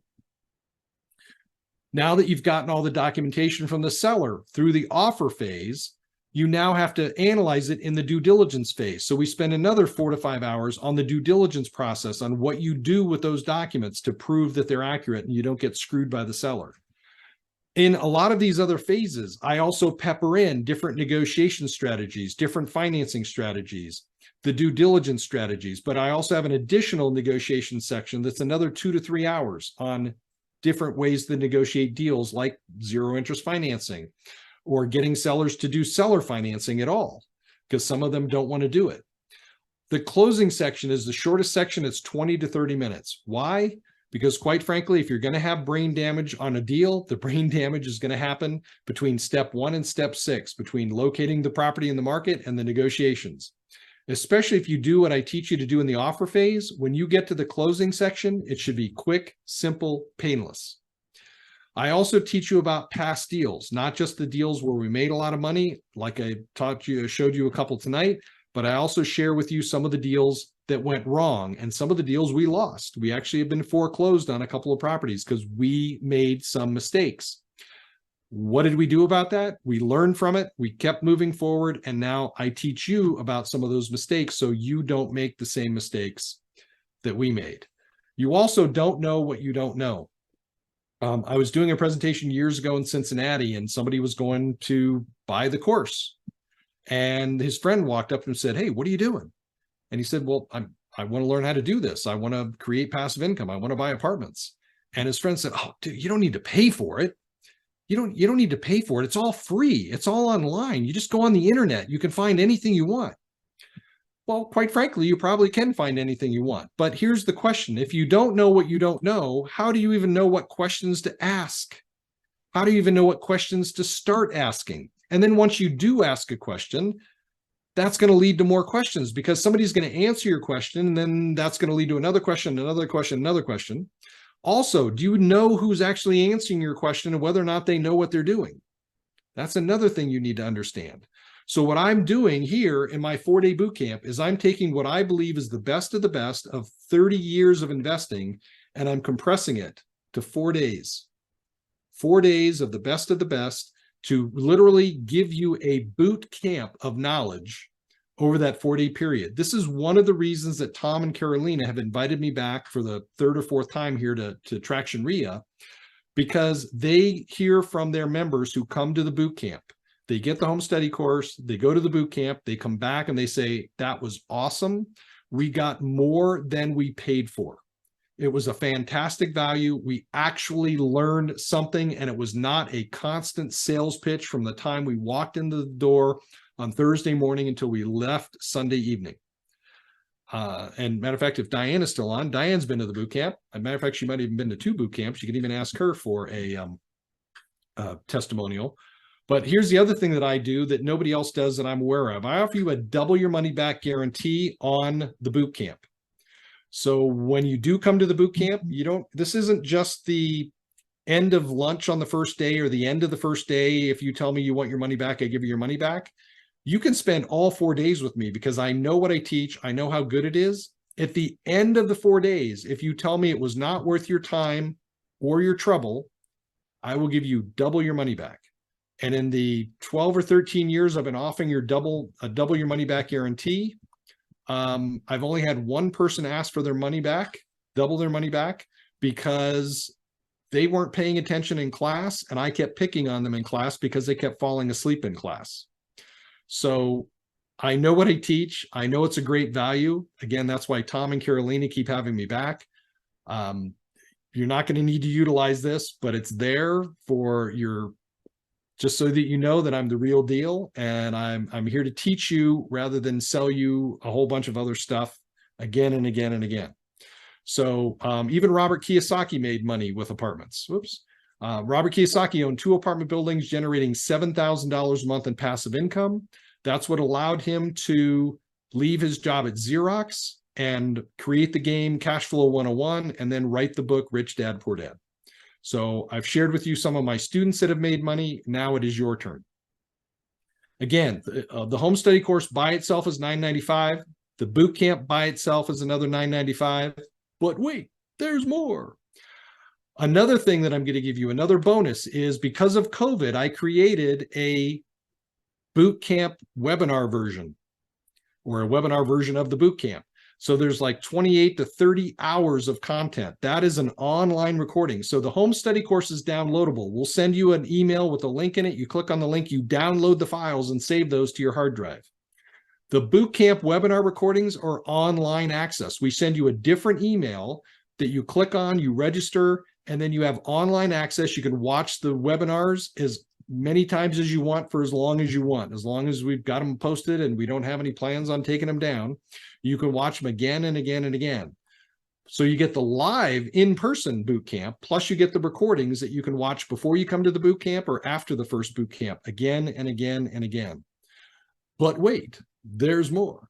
There's also a one-day workshop webinar video recording that I did. It's 6 one-hour videos that step you through, and you need to watch those before you come to the boot camp. It's actually 5 days of content. It starts with the one-day workshop, and then we pick up where we left off at the end of the one-day workshop, and we start the 4-day boot camp. So technically, you're getting 5 days of content. I also guarantee my course twice. I already told you about the double your money back guarantee at the 4-day boot camp. I give you a 60-day money back guarantee on the home study course. So if you tell me or Tom and Carolina that you weren't happy, it wasn't worth your time and trouble to have the home study course and go through the webinar videos for 60 days, I will give you 100% of your money back. Plus, whenever you come to the boot camp, you also still get the double your money back guarantee. And by the way, there's no expiration on when you come to a boot camp. So if you can't make one of the boot camps that's coming up, we'll keep inviting you as long as you keep responding to the emails and say, hey, I can't make it, move me to the next list. Hey, I can't make it, move me to the next list. We'll keep inviting you. I've had people that waited 3 to 4 years to come to a boot camp.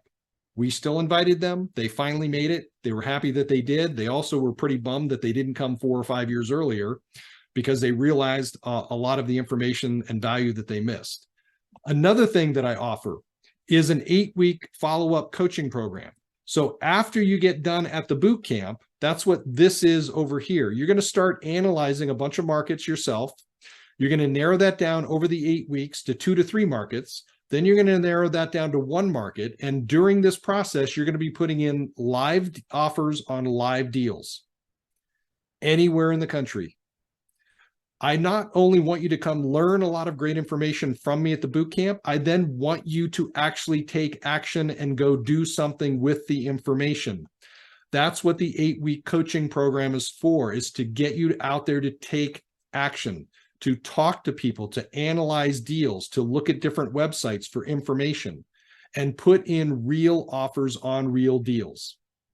If you went to my website and purchased everything independently, you'd spend almost $3,600. But again, this is the reason you stuck around, is because we packaged the whole thing up. You can come for $14.95. You get everything listed on the screen for $14.95. And even better, you can add a guest, and the guest gets everything that's on the list for only $495 more. So for less than $1,000 each, you each get your own home study course. You each get a seat at the 4-day boot camp. You each get your own access to the webinar recordings of the 4-day boot camp that are recorded during COVID. You each get the 1-day workshop webinar downloads or recordings that you need to watch before you come to the boot camp. And lastly, you get the 8-week follow-up coaching. You each get that for less than $1,000 if you split this with a family member, business partner, next door neighbor, whoever it is that you want to split it with. Okay? But wait, there's more. These are the boot camps that are coming up. So those of you that live in the Baltimore, Washington, D.C. area, I will be in that area doing the 4-day boot camp on October 5th through the 8th. You want to travel someplace, you can come to Denver in October. Some of the ski resorts, actually usually 1 or 2 ski resorts are already open or about to open around October 19th. So you can come out and take a business trip and maybe get into some early skiing. For those of you who want to go to Vegas, come on out to Las Vegas. We'll be there November 9th through the 12th. New Orleans, November 30th through December 3rd. Seattle, February 15th through the 18th. And of course, we'll have more coming up next year as well, besides Seattle. So here again, just to recap, is everything you get, $14.95. You each get plus the $4.95 if you want to add a family member. It's a home study course containing over 37 files, a seat at any live boot camp, the online boot camp recordings, the 1-day workshop recordings, the 8-week follow-up. But wait, there's more. No, actually, I'm just kidding. There's the website if you want to log that down. Actually, Tom or Carolina, if you want to post that into the chat box, you can click on that link. You can get signed up. This offer does end tonight at 11 o'clock. So you've got a little bit of time here, like about 2 hours. Also, again, I offer a 30-day money or 60-day money back guarantee. So you can take advantage of it tonight, get signed up tonight, give it a try. If for some reason, right, you don't like it, we'll give you your money back within 60 days. Also, you've got the boot camp coming up, so you can come to the boot camp as well. So hopefully you enjoy it. I know everybody does. I don't know if Diane is still here. She can tell you all about the boot camp, and we'd love to have you. All right. Any questions from anybody? Mark says, how many times can I attend the boot camp? You can attend the boot camp once. If you want to come back to the boot camp, you can do that for a whopping $199. And you can come back and we actually do recommend that you take it more than once, because there's that much content that there's probably going to be something that you're going to miss or not quite understand because of all the information. Plus, by coming back again, you can meet potentially more investors, people that would partner with you. As Diane just put in, such an awesome program, well worth it. Thank you, Diane. Hopefully Diane will come back and at least say hi, if not take a refresher of the boot camp. I think that's all the questions that are in here. Doug says, thank you, Anthony, for the excellent presentation. Thank you, Doug. Appreciate that. How do we connect after this? You need to drop off. Well, that's a bummer. So you probably didn't hear about the deal, Douglas. So that's too bad. So you'll have to reach out to Traction RIA in order to get signed up and take advantage of this to stay in touch afterwards. All right. Anybody else, if you have a question, you're also welcome to raise your hand. We can take you off of mute, or you can take yourself off of mute and then come on and let everybody know what your question is. Can I show the dates again? Yes, I can show the dates again for the boot camps. Whoops, they're right there. So Natasha says, is this recommended for newbies? Yes, it is, because we're going to take you from the beginning steps through the 1-day workshop recordings all the way through more advanced strategies. So I wish I had started with apartments sooner rather than starting with single family homes. I still like single family homes. There's still pros and cons to having single family homes and condos and apartments and other types of property. You do want to be diversified. But yes, if you start with and go through the 1-day workshop recordings, that will set the groundwork for you to come to the 4-day boot camp, and then it will grow from there. And I think you'll see that it does make a lot of sense for people that don't have or have very little experience to jump into apartments sooner rather than later. All right. There's Tom. Thank you, Mark. He says he learned a lot. Any other questions, comments? Anybody want to raise their hand and come off of mute? I'm here to answer your questions. Tom, anything for you or Carolina? I think that's a great kind of deep discussion and dive into a deep dive into what it takes. I mean, you look at that, it's a beautiful collection of properties. I think some people think I have to have 5,000 units before I could make any money, but you showed you're not. You have a beautiful portfolio. Yep. And it's diverse and it's spread out. And so it takes care of all those fluctuations. Like you say, you like to keep that income line even instead of all the spikes. And so another way of doing it is, people get nervous about one side or the other, but it doesn't have to be, you don't have to do every deal under the sun. You need to do the right deals. And that's what you're teaching people to focus in on. Absolutely. Yeah, Mark's got a great question. He says, if I sign up 2 people, can we each attend different boot camps? Absolutely. You do not need to come to the same boot camp. I've had, as an example, married couples that don't have childcare for their kids. So one of them comes to one boot camp while the other one stays at home and takes care of the kids. And then a month or 2 later, they swap and the other person stays home and takes care of the kids while the second person that's watched the kids the first time goes to the boot camp. So absolutely. You definitely go to a different boot camp. The other thing I recommend too is that because you live in well, not all of you, but most of you probably live in the Baltimore area, come to the Baltimore Washington boot camp. But if you want to invest someplace else, like you want to invest in Las Vegas, you want to invest in New Orleans, you want to invest in Orlando, you want to invest, in Sarasota, San Antonio, Houston, Dallas, come to a boot camp there too, right? So get the education at your local BREIA so you don't have to travel. But then if you want to invest someplace else, just keep your eye on these announcements when we have a boot camp come up in another area where you want to invest. Boom, go there, because most of the people that are going to come to that boot camp usually live in that area, and they would be potentially very good people for you to partner with and give you boots on the ground right there in that particular market. Got you. And Mike Holliday's question there, which Carolyn answered, just you can add an extra business partner just when you're in the shopping cart page, just add another one. It'll automatically tally it up. Okay. David says he'll see me in October. Yay. Thank you, David.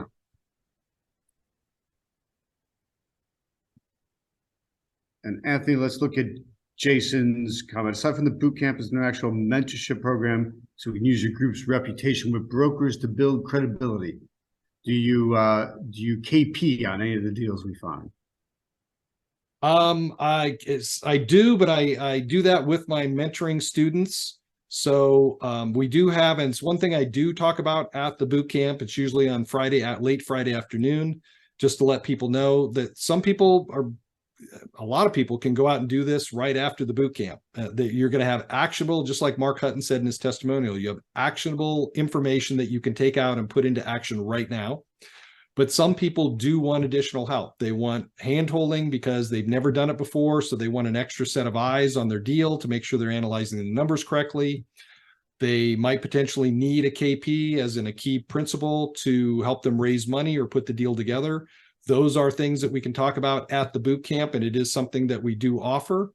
It's not something that we do on every single deal. We've actually had some students who have brought us deals that didn't work, and quite frankly, we turned them down and said, no, we won't do that deal because the numbers just didn't make sense. And then we educated them on why the numbers didn't make sense. And I imagine the setup for that is you have to go through your basic boot camp program first, because I'm assuming you're like me. Otherwise, you're going to answer the base level questions and make sure everyone's trained up to a standard. Correct. Yeah, I want to teach one on many to start with so that everybody has the same baseline of information on how I analyze deals and things like that. And then for the people that want that additional coaching, hand-holding, whatever you want to call it, or potential to help raise money for your deals and put deals together, then we talk about that at the boot camp. So, okay. And Liz is asking, is there any physical due diligence that is visiting properties at the boot camps, or more of an analysis of the properties to run numbers, etc.? yeah, there is no, if you mean by visiting properties, no, we do not. There is no time to go out and do that.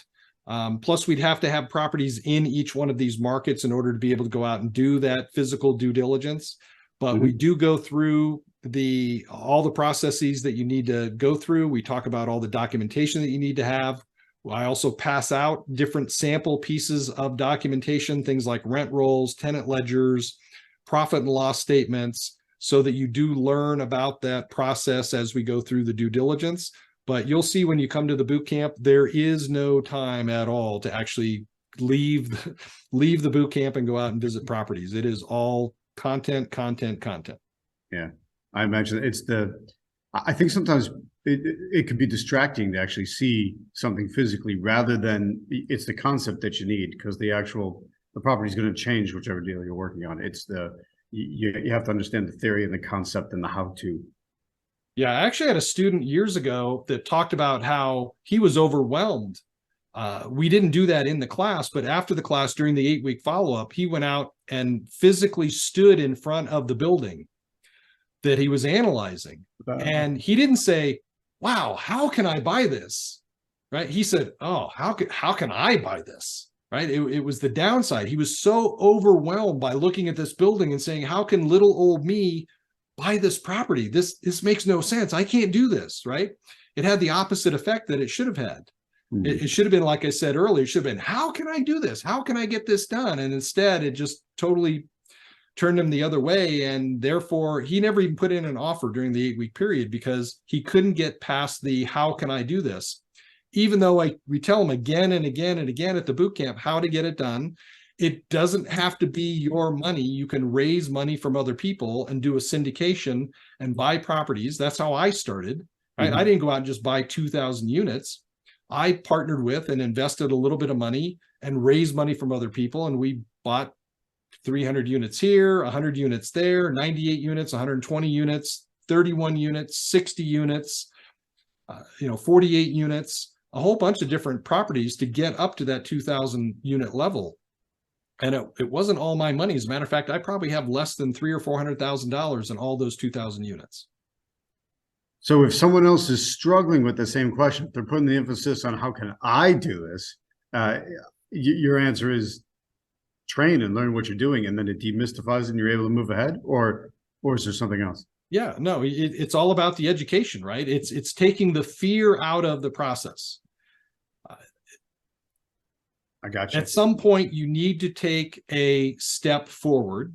You need to take a chance. You need to take a risk. But how do you mitigate the risk? You mitigate the risk by getting the education and the knowledge you need to do it. Yeah. So I mentioned it's mitigating the risk, or not mitigating. It's mitigating some of the risk. It's not eliminating it completely. There's always going to be risk in any deal that you do. But by having the knowledge, and a lot of the knowledge that I didn't have when I started up, and that's why we lost a couple of properties, we learned the hard way, and I don't want you to learn the hard way. So I share some of those things with the students at the boot camps so that you don't make the same mistakes that I make, and you do mitigate the risk. There can still be things that will affect your deals, things that you're not prepared for, because we can't teach you every little minute detail over a 4-day period. Yeah. But we're going to teach you a ton of stuff that's going to prepare you for the real world of buying apartments and other commercial properties. Awesome. Mark Singer's asking, as a student, is there an opportunity to network with other students on an ongoing basis, maybe in something like a Facebook group? We do have, we used to have a Facebook group, and quite frankly, we kept advertising it and putting it out there, and just nobody used it because it wasn't live. It wasn't in person. So what we have done in lieu of that is I do have a monthly luncheon, much like you have your monthly meeting, Tom.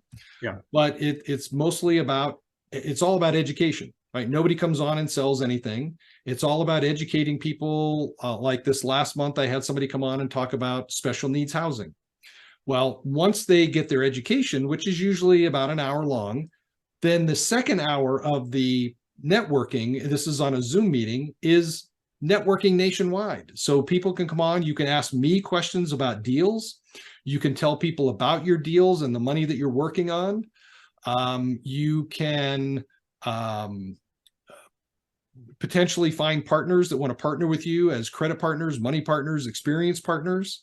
If you have a deal that you want to analyze, you can put the quick analysis up on the screen. We can go through the quick analysis to make sure you're analyzing it correctly. I have real estate agents that come on that tell people where they're located in case people need help finding properties in those particular markets. So yeah, all kinds of opportunities. Gotcha. Okay, Mark Singer, Rupert McCabe is saying, thank you, Anthony. Mark saying, okay, so the ongoing networking meetings is a member benefit, or is it a mentorship or another add-on? That's more clear. So the monthly luncheon, which is usually on the third Tuesday of every month, starting at 1 o'clock Eastern time, that's open for anybody. And it's limited to 2 hours. That's it. You get your questions answered. After that, there's nothing. There's no contact. There's no anything. Okay. The mentorship is a completely different program. I only talk about that at the boot camp because I want you to come to the boot camp. I want you to learn. I talk about the mentorship for about an hour. That's it. There's no high pressure sales. There's nobody pulling you aside at the end of the day to say, hey, what do you think? Well, what kind of questions do you have? We don't do any of that crap. I'm just going to lay it out to you. You're going to get it in writing what the program entails. And if you're interested, all you have to do during the boot camp is fill out a little itty bitty form that has your name, your phone number, and the best day and time to call you the next week to have a one-on-one conversation about it. And that's it. If you don't fill out the form and give it to us, we don't call you and bug you and try and pull you aside or do anything like that. So the mentorship, if you want the additional ongoing group coaching or one-on-one coaching, which there's 3 different levels, again, I only talk about that at the boot camp, because I want you to see and hear the depth of knowledge that we go into and how much you're going to learn at the boot camp. So it makes a lot more sense when you're trying to make a decision whether or not you want to have additional coaching. Gotcha. Now, Anthony, Liz is asking, yeah, can I just reiterate that point? Register for the boot camp. That's your step one. The only thing you really need to worry about right now. Any sort of coaching beyond that, you got to be trained up to a particular level. Then you'll know if you need that or not. So it's not really a decision you make now. You make the decision to get trained up to a full level, and then you can get more if you need it.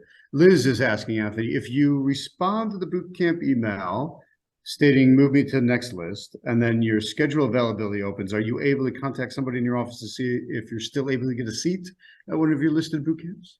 Absolutely. Yep. So if you click on, like right now, if you signed up, you're going to get an email that says your availability is Baltimore, Denver, Las Vegas, and New Orleans. Okay. Just those 4. Seattle's not on the list yet. Okay. And then the 5th one, or what the last one, is always move me to the next boot camp list, meaning that next year we'll start inviting you to Seattle and some of the other locations that we're going to be doing boot camps around the country. Gotcha. If you say, you know what, I can't make Baltimore, move me to the next list, and then all of a sudden a week later something changes, you quit your job, and now, hey, you got all kinds of free time and you want to come to Baltimore, absolutely. You just call the phone number in one of our emails, you talk to my assistant, you say, hey, I clicked on the move me to the next list. I opened up. I can go. We'll move you to the class. Absolutely. Cool. All right. I think we're at the bottom of the question and answer list at the moment. So perfect. Trying to be respectful of time. It's only 7 minutes past the hour. So we're pretty much in good shape. Gang, I would get signed up for Anthony's bootcamp. Use that link right there, tractionrail.com/Anthony, ANTHONY. Great names. My oldest son's middle name works out well. And yep, there it is on the screen as well. So Anthony, anything to add in closing? Thank you all so much. Thank you, Tom and Carolina, for having me out again. I think one of the other things that I forgot to mention is I know in your normal meetings, you talk about, if you're a member of Traction RIA, some of the benefits that you get. One of the things I forgot to talk about for those people that do, because I know you do a lot with fix and flips and that kind of stuff, Tom, and wholesaling. Mm-hmm. Imagine with your membership with Traction RIA, and again, you didn't talk about this like you do at your normal meetings, but as part of your membership, you get rebates from Home Depot and the money that you spend at Home Depot. Well, instead of doing one single family home at a time, imagine multiplying your ability by coming to this class and learning how to go out and buy a 10 unit, 20 unit, 50 unit, 100 unit property. And instead of doing a fix and flip or a fix and hold on one unit, do a 10, 20, 30, 50 unit. Imagine the savings and the rebates you're going to get. If you walked into Home Depot, instead of buying one stove, one refrigerator, one set of flooring, one set of paint, one set of faucets, one set of doorknobs, one set of light fixtures, you bought 20 of everything. Yeah. You think Home Depot, number one, might be willing to discount some of those things off the top? And then number two, you get your rebates every 6 months. Yeah. So you can multiply by buying more. You can actually save more money. And this kind of sounded odd. You can save more money by spending more money because you're going to get bigger discounts and bigger rebates instead of doing onesie at a time. That's one of the reasons I went from doing single family homes to multifamily.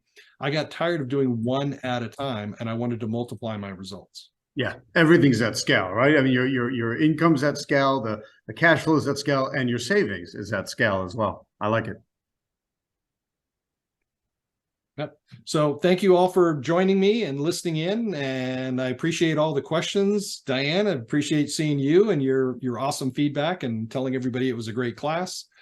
Hopefully we'll see you when I'm back in the Baltimore, DC area. Like I said, if you come back for a refresher, at least stop by and join us for lunch or dinner or something one night.